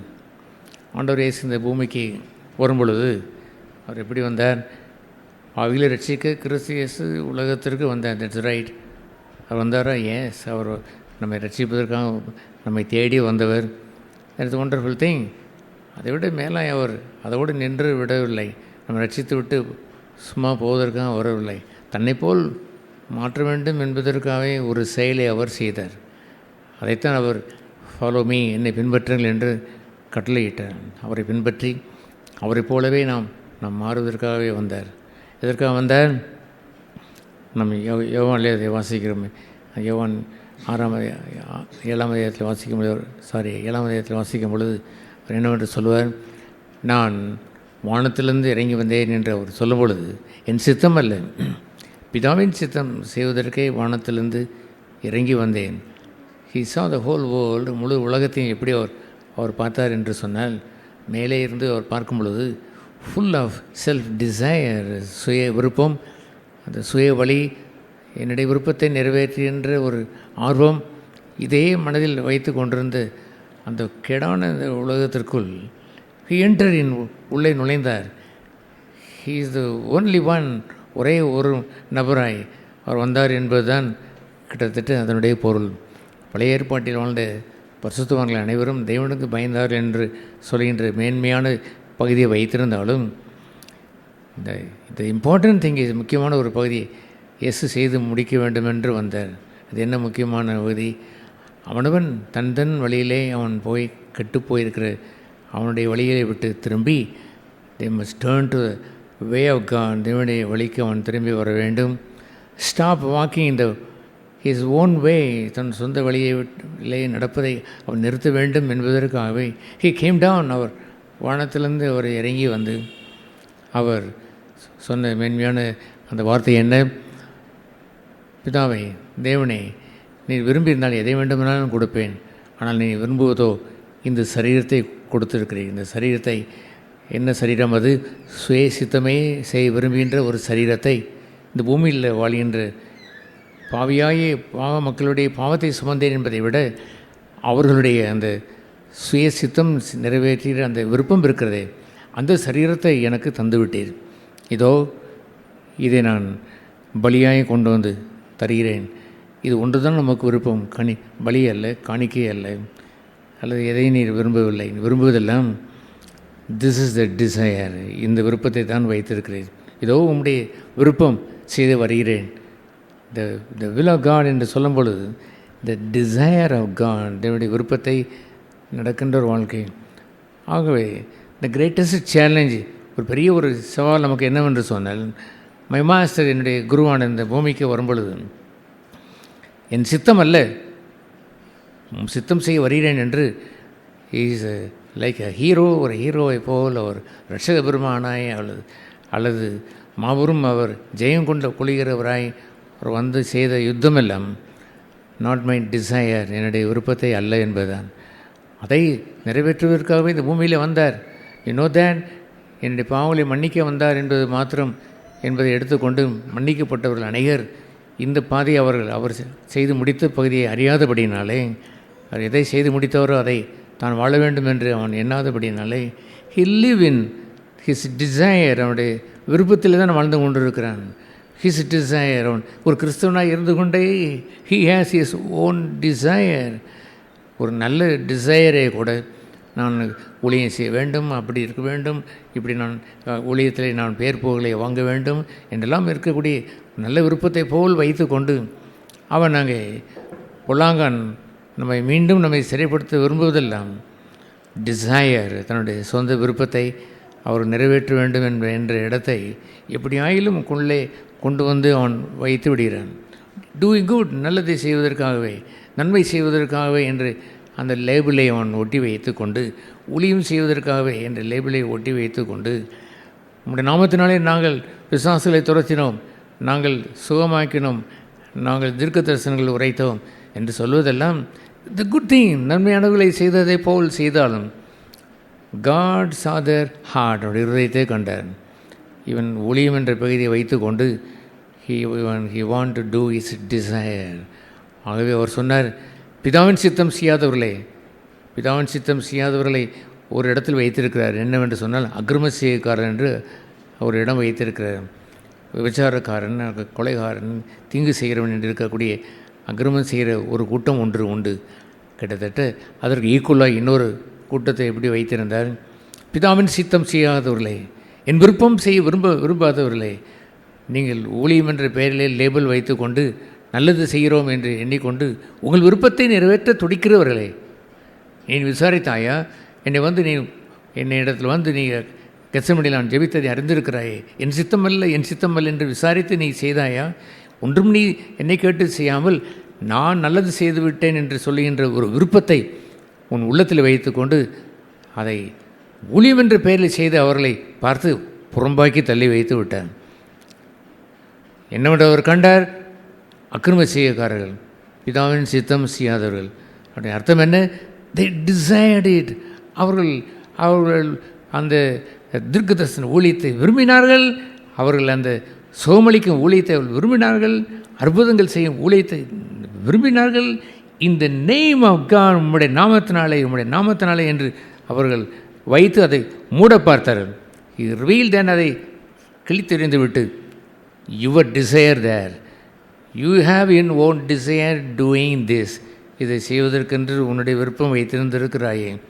என்னவென்று அவர் சொன்னார், அக்கிரம செய்யக்காரர்கள் என்று இருக்கக்கூடிய அங்கே விபச்சாரக்காரர்கள், அங்கே கொலைகாரர்கள் இருக்கிறார்களே, அதற்கு பக்கத்திலேயே அவர்களுக்கு ரிசர்வ் பண்ணி ஒரு இடத்தை வைத்து அக்கிரமம் செய்தீர்களே, என் விருப்பம் செய்யாதவர்களே, உங்கள் சொந்த விருப்பத்தை ஊழியம் என்ற லேபிள் வைத்து கூட செய்து கொண்டவர்களே, கோ தேர், அங்கே போங்கள் என்று அவர் சொல்லி வைத்து விட்டார். ஐ டூ நாட் நோ யூ, என்னை விட்டு அகன்று பொங்கல், உங்களை நான் அறியேன் என்று சொல்லுகின்ற ஒரு இடத்தை நீங்கள் கண்டீர்களாம். அதை வேறு பொல்லாங்கானுக்கு அவர் சொல்ல போவதில்லை. அதற்காக இந்த வேத புத்தகம் தரப்படவும் இல்லை. இட் இஸ் ஃபார் மீ, எனக்காக தரப்பட்ட வேதம். அந்த வேதத்தில் அவர் சொல்வதெல்லாம் ஃபார் மீ, என்னைத்தான் அவர் சொல்கிறார். தன் மந்தையைத்தான் அவர் சொல்வார். தன் மந்தையை அவர் நிறுத்தி அவர் செம்மறி ஆடுகள் என்று பிரிப்பார், அது வெள்ளாடுகள் என்று பிரிப்பார். தன் நிச்சயின்படி நடக்கின்ற வெள்ளாடுகளை அங்கிட்டு போங்கள் என்று சொல்வார்.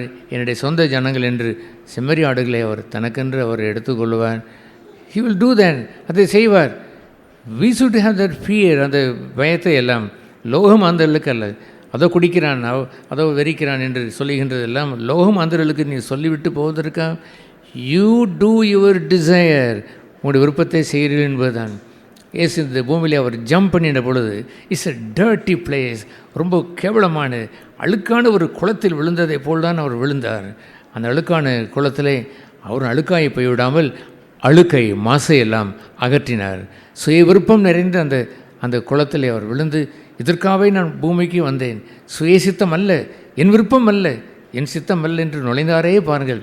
ஒரு சரீரத்தை தந்துவிட்டீர், அதே மானிடருடைய சரீரத்தை நான் பெற்றுவிட்டேன். நான் இந்த சரீரத்தில் வைத்து சுய சித்தத்தை எல்லாம் அழித்து, I will prove your will, உங்களுடைய சித்தத்தை, பிதாவின் சித்தத்தை நிறைவேற்றி முடிப்பேன்.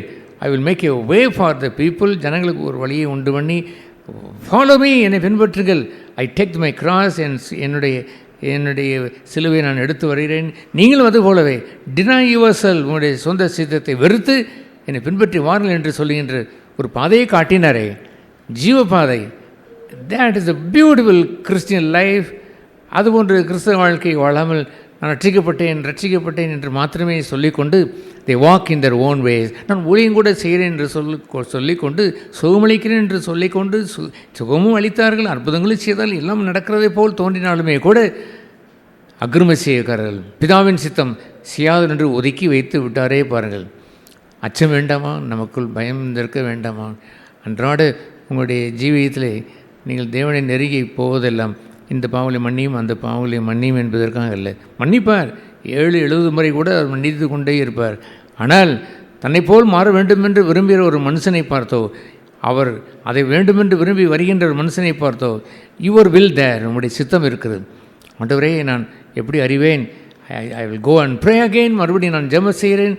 இன்னமும் என் சித்தம் அல்ல, உன் சித்தம் ஆக கடவுள் என்று தான் சொல்கிறேன். ஆனால் எனக்கும் சித்தம் செய்ய வேண்டும், விருப்பம் செய்ய வேண்டும் என்று விருப்பம் இருக்கிறது போராடி அவருடைய ஹி லேபர்ட் தேட். அங்கே ஒரு பிரயாசப்பட்டு ஹி டினைடு ஹிஸ் செல்ஃப். தன்னுடைய சுயத்தை வெறுப்பதற்கு அவர் ஒன்றும் பெரிய தொழில் ஒன்றும் செய்யவில்லை. சுயத்தை வெறுப்பதற்கு ஒரு வேர்வை இரத்தத்தின் பெருதுளிகளாய் விழுந்தது. சச் எ க்ரோனிங் தேர்.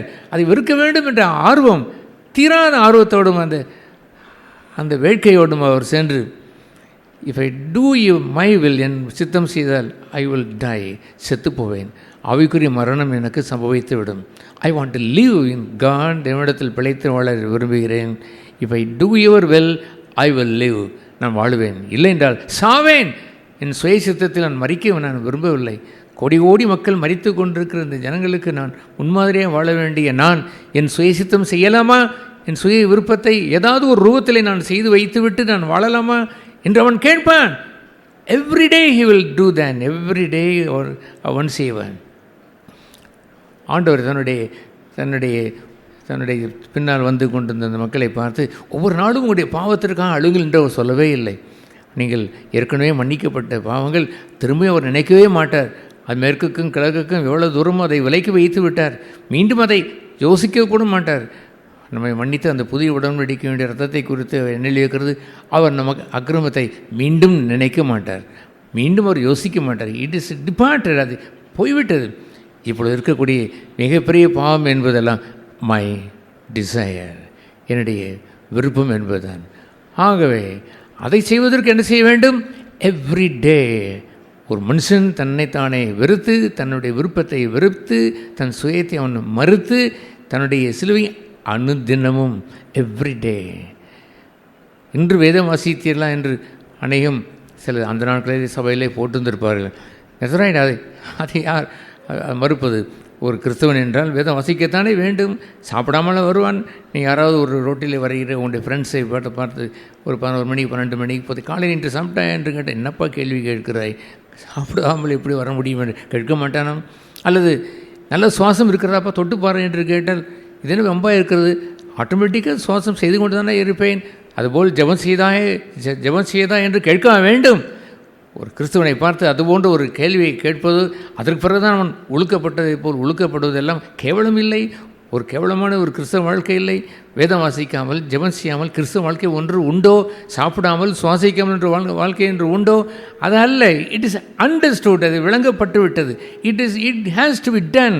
அது செய்ய வேண்டும். இரவு பகலும் தியானம் இருக்கிற மனுஷன் பாக்கியவான், இடைவிடாமல் ஜெபிக்கிற மனுஷன் பாக்கியவான். He will do that. பிழைத்திருப்பான். பிழைத்திருக்க வேண்டியதற்கு வேதம் இல்லாமல் ஜெபம் செய்யாமல் எப்படி வாழ முடியும்? அதைவிட மேலாய் எவ்ரி டே ஆண்டு உணர்த்துவதெல்லாம் அவனவன் தன் சுயத்தை வெறுத்து தன் சிலுவை எடுத்து அனுதினமும் daily he has to follow me. ஏனென்றால் திஸ் இஸ் த டே. இந்த புதிய உலகத்திலே I am going to the world, உலகத்திற்கு நான் போகிறேன். இயேசுவை போலவே இதோ என் சித்தம் அல்ல உம் சித்தம் செய்வதற்கவே இந்த உலகத்திற்கு இறங்கி வந்தேன் என்பதை போல் காலையில் இருந்து வரும்பொழுது ஒரு அனசீசியாவிலிருந்து வெளியே வருவதே போல்தான், மயக்கத்திலிருந்து வெளியே வந்து இப்பொழுது புது உலகத்தை பார்ப்பதே போல்தான். This is a new world now. இப்போ புதிய உலகத்திற்குள் போகிறேன். ஃபுல் ஆஃப் செல்ஃப் வில், சுயசித்தம் நிறைந்ததை நானும் இந்த மாம்சத்தில் பெற்றிருக்கிறேன். Yesterday I did that. நான் நேற்று என் சுயத்தை நான் வெறுத்து நான் பிதாவின் சித்தம் செய்து வாழ்ந்தவன். டுடே இன்று நான் செய்ய வேண்டும், இன்று நான் வாழ வேண்டும். நேற்று நான் வாழ்ந்தேன் என்பதை விட த லேட்டஸ்ட் ஸ்டேஜ், பிற்காலங்களிலே நாம் வாசித்த அந்த அந்த மிக 4ஆம் அதிகாரம் 1ஆம் வசனத்தில் சொன்னது போல் கடைசி நாட்களிலே வரைக்கும், கடைசி நாட்களிலே அதுபோன்ற வாழ்க்கையை வாழ்வார்கள். அதை அவர்கள் பிந்தின நாட்கள் வரைக்கும் வாழ்வார்கள். அவருடைய த ஃபார்மர் ரெயின் என்றும் லேட்டர் ரெயின் என்றும் அவர் ஜோயலில் அவர் சொல்வார் பாருங்கள், முன்மாறி என்று ஒன்று இருக்கிறது, பின்மாறி என்று இருக்கிறதே பாருங்கள். அதுபோல் தன்னுடைய ஜீவியத்திலே லேட்டர் ஸ்டேஜ் போக போக நாட்கள் செல்ல செல்ல செல்ல செல்ல அவனுடைய சுயத்தை மறுக்கிற ஒரு வாழ்க்கை அகோரமாக இருக்கும். வெகு தீவிரமாய் அவன் வைத்திருப்பான். இம்மட்டும் நான் என் சுயத்தை நான் மறுத்து வாழ்ந்த மனுஷன் நான் என்று பலமுறை நான் சொல்லியிருக்கிறேன். ஆண்டவரே, கொஞ்சம் நான் யோசித்து பார்க்கிறேன். 25 வருடங்கள் வாழ்ந்து விட்டேன். இனி போய் நான் சுயசித்தம் செய்வது என்னால் முடியுமா? I hate it. This is my later days. இது என்னுடைய கடைசி நாட்கள், பிந்தின நாட்கள். அக்கிரமம் மிகுதியாகிறதுனாலே, சுயம் ஓங்கி நிற்கிறதுனாலே அன்பு தனிந்து போகும் என்பதை போல் தேவசித்தம் செய்வது தனிந்து போகிற அந்த கொடிய நாட்களில் வாழ்ந்து கொண்டிருக்கிறேன். This is my later days. பிந்தின நாட்கள், பின்மாறிக்குரிய நாட்கள், முடிவறிந்து நிலைத்து நிற்க வேண்டிய நாட்கள். ஒரு மனுஷனுடைய ஆரம்பத்தை விட முடிவுதான் மிகவும் நல்லது. அவனுடைய ஆரம்ப வாழ்க்கை, கிறிஸ்தவ வாழ்க்கையில் இருந்த கொஞ்சம் கூட விருப்பத்தை கூட இப்போ விட்டு வாழ்வதுதான். ஒரு நாளிலே அவன் சுயசித்தம் மறுத்து வாழ்ந்தவன் லேட்டர் ஸ்டேஜிலே அவன் அதை விலகி வாழ்வதா? அதை அவன் கடைசி வரைக்கும் காத்திருந்திருக்க வேண்டாமா? இயேசு எப்பொழுது அவருடைய வேறு ரத்தத்தின் பெருந்துளியில் என்று வேதத்தில் ரெக்கார்டாகப்பட்டிருக்கிறது. Is last day. அவருடைய கடைசி நாளிலே கொல்கத்தா ஏற வேண்டிய அந்த கடைசி பயணத்திலே அவர் பிதாவின் சித்தம் செய்வதற்கு இருந்தாரே, அதுபோல் எவ்ரி டே, ஒவ்வொரு நாளும், and also the latest days, பிந்தின நாட்களிலும் கடைசி வரைக்கும் ஜீவனுள்ள நாட்கள் எல்லாம், இந்த பூமியிலே வாழுகின்ற நாட்கள் எல்லாம். ஹல்லேலூயா. ஒரு பக்தனை குறித்து, அவருடைய ஃபியூனரலை குறித்து அங்கே எழுதப்பட்டிருப்பதை நான் ஒரு புத்தகத்திலே படித்திருக்கிறேன். அவர் பேர் எலியாஸ் அஸ்லாக்சன். அவருடைய மரணம் 88 வயதில் அவர் மரித்தார். ஒரு பக்தன். அவரை ஃபியூனரல் நடத்தி கொண்டிருந்த சிகான் பிராட்லி என்ற ஒரு நார்வே பக்தன் அவர் நடத்துகிறார். அவர் நடத்தும்போது என்ன சொன்னார்? Today the danger light for this man is put off என்று அவர் சொல்கிறார். இன்றுதான் இவருக்கு அபாய விளக்கு அணைந்தது என்று சொன்னார். தட் மீன்ஸ் மரணம் மட்டும் இவர் தன்னுடைய சுயசித்தத்தை மறுத்து வாழ்ந்தார். மனுஷன் தன் லேட்டஸ்ட் ஸ்டேஜிலே தன் சுயசித்தம் செய்து வாழ்ந்து போகிறதை நாம் பார்க்கவில்லையா? எத்தனை பேரை பார்த்து விட்டோம். எத்தனை பரிசுத்தவான்கள் கூட சில சமயங்களிலே தள்ளாடி போய் நிற்பதை நான் பார்த்துருந்திருக்கிறேனே. தள்ளாடி போய் நிற்கின்ற யூதாஸ் காரியத்து இல்லையா? தள்ளாடினது போல் பேதர் கொஞ்சம் இல்லையா? அதுபோல் த லேட்டஸ்ட் ஸ்டேஜில் தள்ளாடுகின்ற ஒரு வாழ்க்கை வாழ்ந்து விடலாமா? Till to the end of my life, என்னுடைய டேஞ்சர் லைட் சுவிட்ச் ஆஃப் பண்ணப்படும் வரை, இந்த மாம்சம், இந்த உலகத்தில் இந்த லோகத்தினுடைய உயிரை இழக்கிற அந்த வாழ்க்கையானது புட் ஆஃப் பண்ணப்படும் வரை ஐ மஸ்ட் லீவ். நான் எப்படி வாழ வேண்டும்? என்னுடைய சொந்த விருப்பத்தின்படி வாழ்ந்து விடாமல் ஐ டினை மை செல் அண்ட் என்னைத்தானை வெறுத்து I take my cross. That means I will follow your food steps. உங்களுடைய வழியிலே உங்களுடைய சித்தம் செய்து நடப்பேன் என்று என்னுடைய சுயசித்தத்தை மறுத்து அவருடைய சித்தம் செய்வதற்கு முன்னேறி அனுதினமும் every day leave this way of cross, சிலுவையின் வழி நடவுங்கள் என்பது தானே. ஹல்லேலூயா. ஆகவே we not suddenly become the lame. நாம் எல்லோரும் நொண்டியை உடனே மாறுவது இல்லை. நாம் கொஞ்சம் கொஞ்சமாய் அவருடைய சித்தம் செய்து பழகி we come to a stage. ஒரு ஸ்டேஜ் வரும்பொழுது என்னவா இருக்கும் என்று சொன்னால், நோ, இந்த லோகத்தினுடைய வாழ்வதற்கு என்னால் முடியாது. வாழலாம் என்று பொல்லாங்கான் அவன் சொன்னாலும், இதை செய்ய அதை செய்ய என்று அவன் சொன்னாலும், இயேசு கிறிஸ்துவனுடைய சகோதரர்கள் ஒரு முறை இயேசு கிறிஸ்துவை பார்த்து சொன்னார்கள், பிரபலியமாக இருக்கிற எவனும் இப்படி செய்ய மாட்டான், நீ போய் அங்கே பிரசங்கி என்று அவர்கள் சொன்ன பொழுதும், he said, I am a lame man. நான் ஒரு நொண்டி. I cannot do it on my own. என்னால் ஒன்றும் செய்ய இயலாது. Unless my father says that. பிதா என்னை அனுப்பினால் வழியே I cannot do it on my own என்று அவர் சொல்லவில்லையா? He became the lame. அவர் ஒரு நொண்டியாய் மாறிவிட்டார். நொண்டி என்று சொல்கின்ற அந்த வாழ்க்கையானது it's a beautiful life. I am a நொண்டி for my own way. என்னுடைய சொந்த வழியிலே நடப்பதற்கு நொண்டியாகிவிட்டேன் என்று சொல்லுவது. அதைத்தான் அந்த அதிகாரத்தில் உள்ள அந்த முன்பகுதியிலே அதை அவர் அதை எடுத்து சொல்லுவார். அவனவன் 4ஆம் வசனத்திலே அதை சொல்லுவார். அந்த மீகா 4:4 அவனவன் தன் தன் திராட்சை செடி நிழலிலும் தன் தன் திராட்சை செடி நிழலிலும் அவனுக்கு பட்ட நிழல் என்பது அதுதான். அந்த திராட்சை செடி நிழலிலும் தன் தன் அத்திமரத்தின் நிழலிலும் அவன் தன் தன் அத்திமரத்தின் நிழலிலும் இருப்பார்கள். அவர்களை பயப்படுத்துவார் இல்லாமல் உட்காருவானே. அதுங்கே பாருங்கள், ஒரு வார்த்தையை, ஒரு புதிதான ஒரு வார்த்தையை நீங்கள் பார்த்தீங்களா? மேக் தம், அவளை பயப்படுத்துவதற்கு ஒருவருமே இல்லை. திஸ் இஸ் ராங் மேன், இப்படி செய்வது தவறு, நீங்கள் உங்களுடைய வழியிலே உட்கார்ந்து கொண்டு இருக்கிறீர்களே, you must walk in right way, நல்ல வழியில் நடங்கள் என்று சொல்வதற்கு ஆளே இல்லை. ஆகவே அவரவர்கள் தங்கள் வழியிலே அவர் நடப்பார்கள். இதை என்று அவளை பயப்படுத்துவதற்கு கூட ஒருவர் இருப்பதில்லை. ஒரு நாளிலே நான் இந்த வசனத்தை பலமுறை சபையில் உள்ள காரியத்தை வைத்து பார்த்திருக்கிறேன். அவர்களிலே யாராவது ஒரு பையன் அல்லது ஒரு பிரதர் ஒரு தவறு ஒன்றை செய்யும் பொழுது, திஸ் இஸ் ராங் பிரதர் என்று அதை பயப்படுத்துவதற்கு கூட ஆள் இல்லை. நான் பார்த்து சில சமயத்தில் புலம்பி கூட நான் சொல்லியிருந்திருக்கிறேன், என்ன பிரதர் நீங்கள் பார்க்கிறீர்களே, அந்த பிரதர் செய்கிற தவறை நீங்கள் ஏன் சொல்லவில்லை? இந்த பையன் செய்கிறான், எவ்வளோ தீமை செய்கிறான் பார்த்தீங்களா? அதை திருத்துவதற்கு, அவனை பயப்படுத்துவதற்கு ஒன்றுமில்லையா? தெய்வ பயத்தை சொல்லி காட்டுவதற்கு வேண்டாமா? அருமையான அந்த வசனத்தை கட்டிங்களா? பயப்படுத்துவார் இல்லாமல் அவனை என்ன யார் இல்லை அவர்களுக்கு? அவனை வார்ன் பண்ணுவதற்கு, எச்சரிப்பதற்கு ஒருவரும் இல்லாதபடினாலே அவர்கள் அதிலேயே அவர்கள் என்ன செய்வார்கள்? உட்கார்ந்து விடுவார்கள். தன்னுடைய சொந்த வழியிலேயே அவர்கள் நடப்பார்கள். ஆகவே நாமும் எப்படி நடக்க வேண்டும் என்று அவர் சொல்லுவார். திரளான ஜாதியில் புறப்பட்டு வந்து அந்த 2ஆம் வசனத்திலே வாசிக்கிறோம், கர்த்தருடைய பர்வதத்திற்கும் யாக்கோபின் தேவனுடைய ஆலயத்திற்கு போவோம் வாருங்கள், அவர் தமது வழிகளை நமக்கு போதிப்பார், நாம் அவர் பாதைகளிலே நடப்போம். ஹல்லேலூயா. இவர்கள் தங்களுடைய சொந்த வழியிலே அவர்கள் நடக்காமல் they walk in the way of God, தேவனுடைய ஆலயத்திற்கு வருவதும் அவருடைய வார்த்தைகளை கேட்பதும் அவருடைய பாதைகளிலே நடப்பதும், they trained themselves, தங்களை பழக்கி கொண்டவர்கள். ஹல்லேலூயா. சில வருடங்களுக்கு முன்பாக அல்ல, பல வருடங்களுக்கு முன்பாக எந்த வழியை விட்டு நான் வெளியே வந்து விட்டேனோ அதற்கு பிறகும் கூட சில சோதனைகள் வந்த பொழுது, how can I do that? நான் எப்படி இந்த வழியிலே நான் நடந்து போக முடியும்? கர்த்தர் எனக்கு போதித்தார், இந்த வழியிலே நடந்தேன், நான் தேவ வழியில் நடந்த மனுஷன் அல்லவோ, மீண்டும் இதில் நடப்பதற்கு இன்றைக்கி சோதனையா? நோ என்று மறுத்த அந்த பல்லாண்டு காலங்களுக்கு முன்பாக அந்த நாட்களுடைய அனுபவத்தை நான் எண்ணி பார்க்கிறேன். அதையெல்லாம் விட்டு வந்த காலங்களிலெல்லாம் அதெல்லாம் ஏற்கனவே நொண்டியாகி கொண்டே வந்த காலங்கள். இவ்வாறு சொந்த வழியிலே நடக்கிற அந்த வாழ்க்கைக்கு நொண்டியாக வேண்டும், அவன் நொண்டி என்ற பெயரை எடுத்துவிட வேண்டும். கர்த்தர் அந்த என்ன செய்வார்? கர்த்தர் சொல்லி என்னவென்றால், அந்நாளிலே, அந்த கடைசி நாளிலே, த லேட்டஸ்ட் ஸ்டேஜ், அந்த கடைசி நாட்களிலே சொல்வது என்னவென்றால், நான் நொண்டிகளை சேர்ப்பேன் என்று அவர் சொன்னார். இந்த லோகத்திற்கு நொண்டியானவர்களை சேர்ப்பேன் என்று சேர்த்துக்கொள்கிறாரே பாருங்கள்.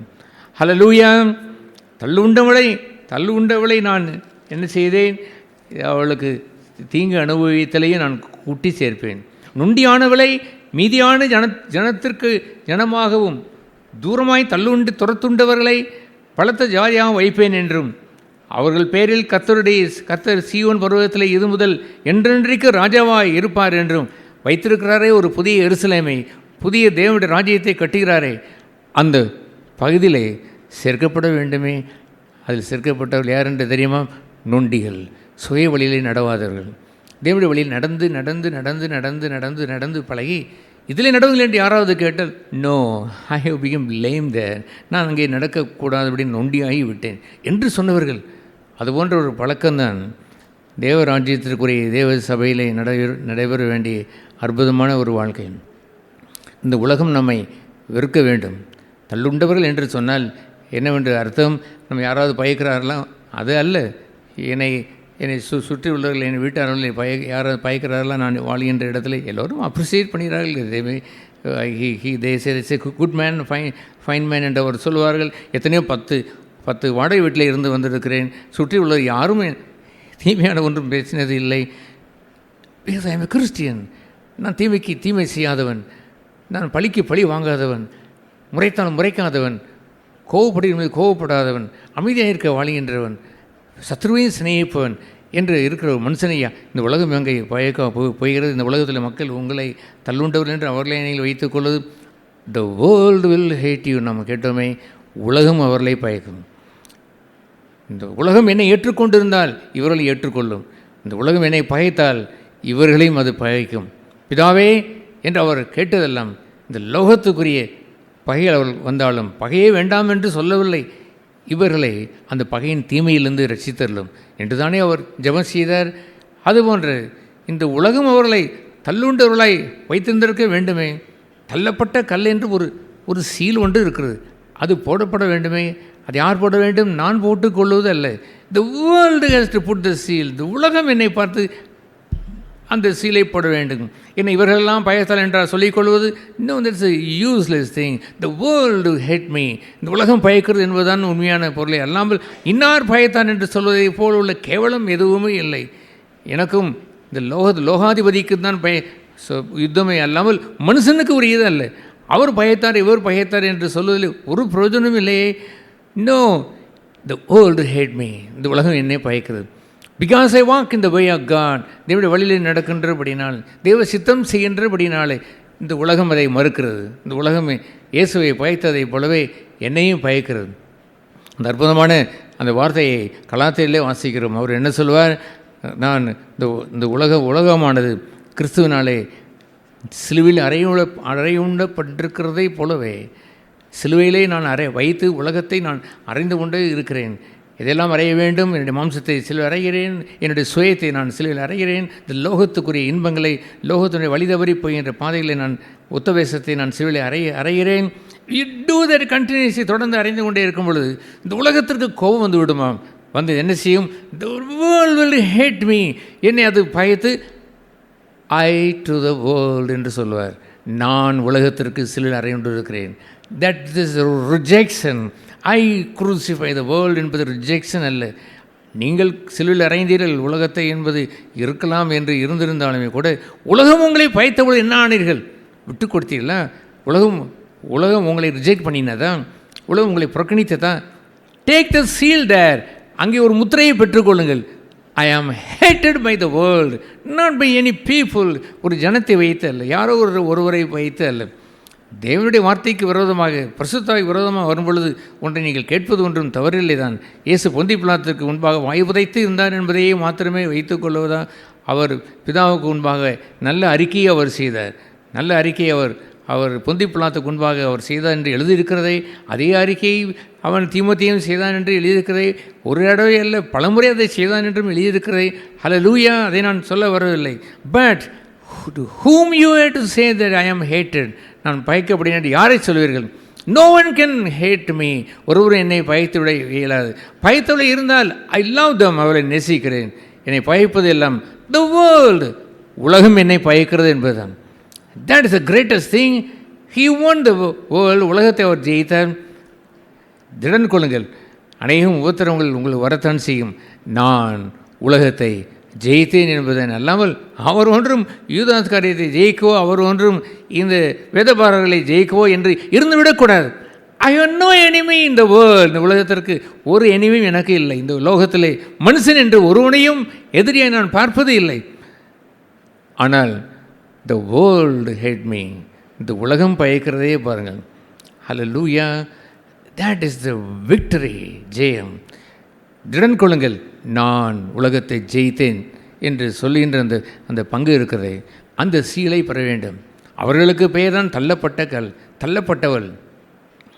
தூரத்துண்ட இஸ்ரவேலை அருமையாய் கட்டுகிறார். பாட்டு தெரியும் தானே உங்களுக்கு? தேவனை துதிப்பதும் கீர்த்தனம் பண்ணுகிறதும் நல்லது. நல்ல பாட்டு தான், ஃபுல்லாக மறந்து விட்டது. ஆனால் இந்த அடிக்கு ஏற்றார் போல் சொல்ல வேண்டும் என்றால் யாரை அவர் கட்டுகிறார்? தூரத்துண்ட இஸ்ரவேலை அருமையாய் கட்டுகிறார். அவர் வர வேண்டும். அவருக்கு மாளிகையை கட்டுகிற இடத்துல ஒவ்வொரு கல்லாயும் பொத்தென்று விழுந்து கொண்டே இருக்கிறது. அங்கே என்ன தெரியுமா? டெஸ்டட், ப்ரூவன், பெஸ்ட் மார்க் என்று உலகத்தில் செங்கல் குத்துகிறதை போலவே ரிஜெக்டட். உலகம் அவனை தள்ளிவிட்டது. உலகம் அவனை தள்ளிவிட்டது. அவன் தள்ளப்பட்டவன் என்று வரும்பொழுதெல்லாம் தள்ளுண்டவர்களை வைத்தே அவர் கட்டுவார். லோகத்தான் தள்ளுண்டவர்கள், மனுஷனால் அல்ல. மனுஷன் மூலமாக இருந்திருக்கலாம் என்று இருந்தாலுமே கூட அதையெல்லாம் அவன் பெரிதாக அவன் எண்ணுவதில்லை. அவன் எண்ணுவதெல்லாம் ஐ am hated by the world, உலகத்தால் தள்ளப்பட்டவன் என்று அந்த முத்திரையை பெற வேண்டும். உன்னோதட் அது பியூட்டிஃபுல் வேர்ஸ், அதை கூட இன்று காலையில் வாசித்தீர்கள் என்று நான் பார்த்தேன். நான் கலாத்தியர்கள் அந்த நிருபத்தில் கலாத்தியர் 6ஆம் அதிகாரத்தில் அதை அற்புதமான இந்த வசனத்தை அதை அவர் சொல்லுவார். I have taken it my heart, என்ற இருதயத்திலே பல 35 ஆண்டுகளுக்கு முன்பாக இதை மனதிலே வைத்து ஐ வாண்ட் திஸ், இது எனக்கு வேண்டும் ஆண்டவரே என்று ஆண்டவரிடத்திலே நான் கேட்டவன். இதை அவர் 14ஆம் வசனத்திலே வாசிக்கிறோம். 6:14 நானும் நம்முடைய கர்த்தராகிய இயேசு கிறிஸ்துவின் சிலுவையை குறித்தே அல்லாமல் வேறு ஒன்றையும் குறித்து மேலே பாராட்டாது இருப்பேன். ஆக அவரால் உலகம் எனக்கு சிலுவையில் அறையுண்டிருக்கிறது. ஐ குருசிஃபை த வேர்ல்ட். எனக்கு நான் சிலுவையிலே உலகத்தை நான் அறைகிறேன். உலகம் எனக்கு சிலுவையில் அறையுண்டு இருக்கிறது. அவர் மூலமாய் அவர் செய்தார். அவரைப் போலவே நானும் உலகத்தை நான் சிலுவையில் அறைகிறேன். நானும் ஹல்லேலூயா த வேர்ல்டு, நானும் உலகத்திற்கு சிலுவையில் அறையுண்டு இருக்கிறேன். நானும் உலகத்திற்கு சிலுவையில் அறையுண்டிருக்கிறேன் என்று சொல்கின்ற பகுதி இருக்கிறதே, அதை எப்பொழுது பெற முடியும்? நீங்கள் உலகத்தை வெறுத்து வாழும் பொழுது த வேர்ல்ட் இஸ் ஆங்க்ரி, உலகம் கோபப்பட்டு உங்களை அவர் சிலுவையில் வைத்து அறைந்துவிடும். ஹல்லேலூயா. ஜீசஸ் வாஸ் குரூசிஃபைட், இயேசு சிலுவையில் அறையப்பட்டார் என்று சொல்வது ஜெயம், உலகத்தை ஜெயித்த ஜெயம். அவர் உலகத்தை ஜெயித்தார். ஏனென்றால் உலகம் அவரை சிலுவையில் அறைந்து விட்டது.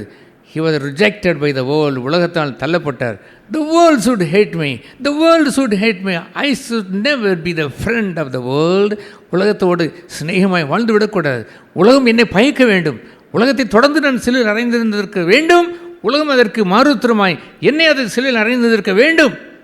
That is the proven stone. புறக்கணிக்கப்பட்ட இஸ்ரவேல் என்ற அந்த முத்திரையை பெற்றவனை தன்னுடையவளாய் அவரை ஏற்றுக்கொள்வார். Hallelujah. What is the two? யார் அந்த 2 பேர்? நொண்டி. அவள் யார்? நொண்டி நடக்கிறவள் அல்ல. யாக்கோபு நடந்ததை போல் அந்த நொண்டி நடக்கிறவள் அல்ல. நொண்டி, லேம், நொண்டியாகவே இருப்பாள். என்ன, எதற்கு நொண்டி? சொந்த வழியிலே நடப்பதற்கு அவள் நொண்டி. இன்னொருவள் யார்? அவுட்காஸ்ட், தள்ளப்பட்டவள், புறம்பாக்கப்பட்டவள். த வேர்ல்டு ஹேட்ஸ் மீ, உலகம் அவனை பயக்கிறது என்ற நெக்ஸ்ட் சீல் அதை வைத்து கொண்டு தான் is going to build the kingdom of God. ராஜ்யத்தை அவர் வருவார், ராஜாவாய் அங்கே அவர் வீட்டில் இருப்பார். ஹல்லேலூயா. கர்த்தர் ஆலயம் செல்வோம் வார்கள் என்று சொல்லும் பொழுது மகிழ்ச்சியாக இருந்தேன் அவர்கள் செல்வார்கள். அது ஒரு பாடலை நாம் ஒரு காலத்தில் நாம் படிப்போம் அல்லவா? என்ன பாட்டு? ஆங்கிலத்தில் படிப்போம் அல்லவா? என்ன பாட்டு? Come and let us go up to the mountain of the Lord, and to the house of the Lord, and He will teach us of His ways, and we will walk in His path, and the lost shall go forth from Zion, and the word of the Lord from Jerusalem. Hallelujah. அவர்களை கர்த்தர் எவ்வளோ காரியங்களை வைத்து தன் பாதையிலே அவர்களுக்கு பொதித்திருப்பார். அவருடைய பாதையிலே பொதித்த ஒரு பகுதி என்னவென்று தெரியுமா? நீங்கள் ஒன்றும் தாக்க வேண்டியதில்லை. ஐ ஓவர் கம், நான் ஜெயித்திருக்கிறேன், நீங்களும் ஜெயித்து வாழுங்கள் என்று லோகத்திற்குரிய அம்புகளை எல்லாம் என்ன செய்வார் என்று கீழே எழுதியிருக்கிறது. அவர் என்ன செய்வாராம்? அந்த 3ஆம் வசனத்திலே, அவர் திரளான ஜனங்களுக்குள் நியாயம் தீர்த்து தூரத்தில் உள்ள பலத்த ஜாதிகளை கடிந்து கொள்வார். அப்பொழுது அவர்கள் தங்கள் பட்டயங்களை மண்வெட்டிகளாகவும் தங்கள் ஈட்டிகளை அரிவாள்களாகவும் அடிப்பார்கள். ஒரு ஜாதிக்கு விரோதமாய் மறு ஜாதியை பட்டயம் எடுப்பதும் இல்லை, இனி அவர்கள் யுத்தம் கற்பதும் இல்லை. அவர்களை மாறி போய்விட்டார்களே பாருங்கள். எதற்கு நின்று கொண்டிருந்த யுத்தத்தை மறுத்துவிட்டு they come to the place of the Lord, கர்த்தருடைய இடத்திற்கு வந்து நொண்டியாய் மாறிவிட்டார்கள். அவர்கள் அவுட்காஸ்ட், புறக்கணிக்கப்பட்டவர்களாய் மனப்பூர்வமாய் அதை ஏற்றுக்கொண்டார்கள். இப்பொழுது அவர்களுடைய குத்துகின்றதெல்லாம், போரடிக்கிறதெல்லாம் லோகத்திற்கு அல்ல, மனுஷனுக்கு விரோதமாய் போரடிக்கிறது இல்லை. அதெல்லாம் வளைத்து உடைத்து அந்த பண்படுத்துகின்ற நிலத்திற்கென்று பயன்படுத்துகின்றதை அதை மாற்றிவிட்டார்களே. தே ஆர் மை பீப்புள், அவர் என்னுடைய ஜனங்கள் என்று சொந்தம் கொண்டாடுகிறாரே. அதுபோன்ற ஒரு அற்புதமான ஒரு சபையாய் மாறுவதற்கு தான் நாம் அழைக்கப்பட்டிருக்கிறோம். ஆகவே மறந்து விடாதீர்கள், கடைசி நாட்களிலே காணப்பட வேண்டியவர்கள். Today also the last day, இன்றும் கடைசி நாள் தானே. கடந்த நாட்களை வைத்து பார்த்து இன்று நாள் இன்றைக்கி என்ன சொல்ல வேண்டும்? இன்று ஆகஸ்ட் 19 என்று சொல்லாதீர்கள். இன்று நமக்கு என்ன நாள்? அடப்பாவை சொல்லுங்களேன், கடைசி நாள். ஒருவேளை மதியம் 1 மணிக்கு வந்து விட்டால் இது என்ன நாள் தான்? கடைசி நாளிலே வருகின்றவர்கள் எப்படி இருக்க வேண்டும்? நொண்டி. முதலாவது என்னவாக இருக்க வேண்டும்? அவள் மணவாட்டி, அவள் நொண்டி. இன்னொருத்தி அவள் பேர் என்ன? அவுட்காஸ்ட், புறம்பே தள்ளப்பட்டது. ஆண்டவரை குறித்து எழுதப்பட்ட அந்த பகுதியில் அது இரண்டையும் நாம் அங்கே வாசிக்கிறோம். அவரை தன்னுடைய வழியிலே அவர் சென்றவர் அல்ல, அவனவன் தன் வழியிலே சென்றான் என்று எழுதியிருக்கிறது. அது சென்றவர் அல்ல. 2வது பகுதி என்றால் அவர் புறக்கணிக்கப்பட்டவர், நிந்திக்கப்பட்டவர், அவமானப்படுத்தப்பட்டவர், தள்ளப்பட்டவர் என்பதெல்லாம் he got as a seal there. அதை அங்கே ஒரு முத்திரையாய் பெற்றுக்கொண்டார். You have that seal today. அந்த சீல் இருக்கிறதா? As God, that's a blessed seal. ஆஸ்வதிக்கப்பட்ட முத்திரையை பெற வேண்டும். என்ன முத்திரை? Rejected by the world. உலகம் உங்களை பழக்க வேண்டும். Not that man, this man, that man. இது ஒன்றும் என்னை சேதப்படுத்துவதில்லை. நான் விரும்புவதெல்லாம் I should hate the world, the world should hate me in return. மீண்டுமாக என்னை பழிதீர்ப்பதற்கு என்னை பயக்கும். ஆனால் நற்செய்தி என்னவென்று சொன்னார்? Jesus said, I have overcome the world. நான் உலகத்தை என்ன செய்திருக்கிறேன்? ஜெயித்திருக்கிறேன். பி ஹாப்பி, திடன் கொள்ளுங்கள், மகிழ்ச்சியாக இருங்கள் என்று அவர் சொல்கிறாரே. அந்த பாதையில் தான் நாம் வெற்றி பாதையை வாழ்ந்து கொண்டிருக்கிறோம். அது என்ன பாதை? we overcome the world. அவர் ஜெயித்ததைப் போலவே நாமும் ஜெயிக்கிறோம் என்பதுதான். தலைவணிக்கு ஜெபம் செய்ய கடவோம். பரலோகபிதாவே, இந்த நாளிலும் உம்முடைய மந்தையாய், சிறு கூட்டமாய், பயப்படாத சிறு மந்தையே, தேவனுடைய ராஜ்யத்தை உங்களுக்கு தர பிதாவான விரும்புகிறார் என்ற விருப்பத்தை நாங்கள் பெற்றிருக்கிறோம். நீங்கள் மத்தியிலே செய்கிற பலத்த கிரியைகளுக்காக நன்றி. நீர் சிலரை, சகோதரர்களை, சில சகோதரிகளை எல்லோரையும் வைத்தும் கூட நீர் தேவராஜ்யமாய் கட்டுவதற்கு எடுக்கிற பிரயாசத்திற்காக நன்றி ஆண்டவரே. கடைசி நாளில் என்ற உணர்வோடு நாங்கள் வாழ்கின்றபடினாலே மிகுந்த ஜாக்கிரதையாக ஆண்டவரை நாங்கள் தியானித்த அந்த பகுதியாகிய எங்கள் சுயசித்தத்திற்கு நாங்கள் நொண்டிகளாய் மாறும். நாங்கள் உலகத்தால் பயக்கப்பட்டோம் என்று இருக்கிற, அவுட்காஸ்ட் என்று இருக்கிற, புறம்பாக்கப்பட்டவர்களாக இருக்கிற அந்த வாழ்க்கையிலே மகிழ்ந்து உம்முடைய பாதையிலே தொடர்ந்து அந்நியர்களாய், பிரதேசிகளாய் நடந்து வரவும் யாவருக்கும் அனுகிரகம் செய்வீராங்க. உம்முடைய நாமத்தை சபையிலே மையப்படுத்துகிறாங்க. இயேசு நாமத்தில் பிதாவே, ஆமென்.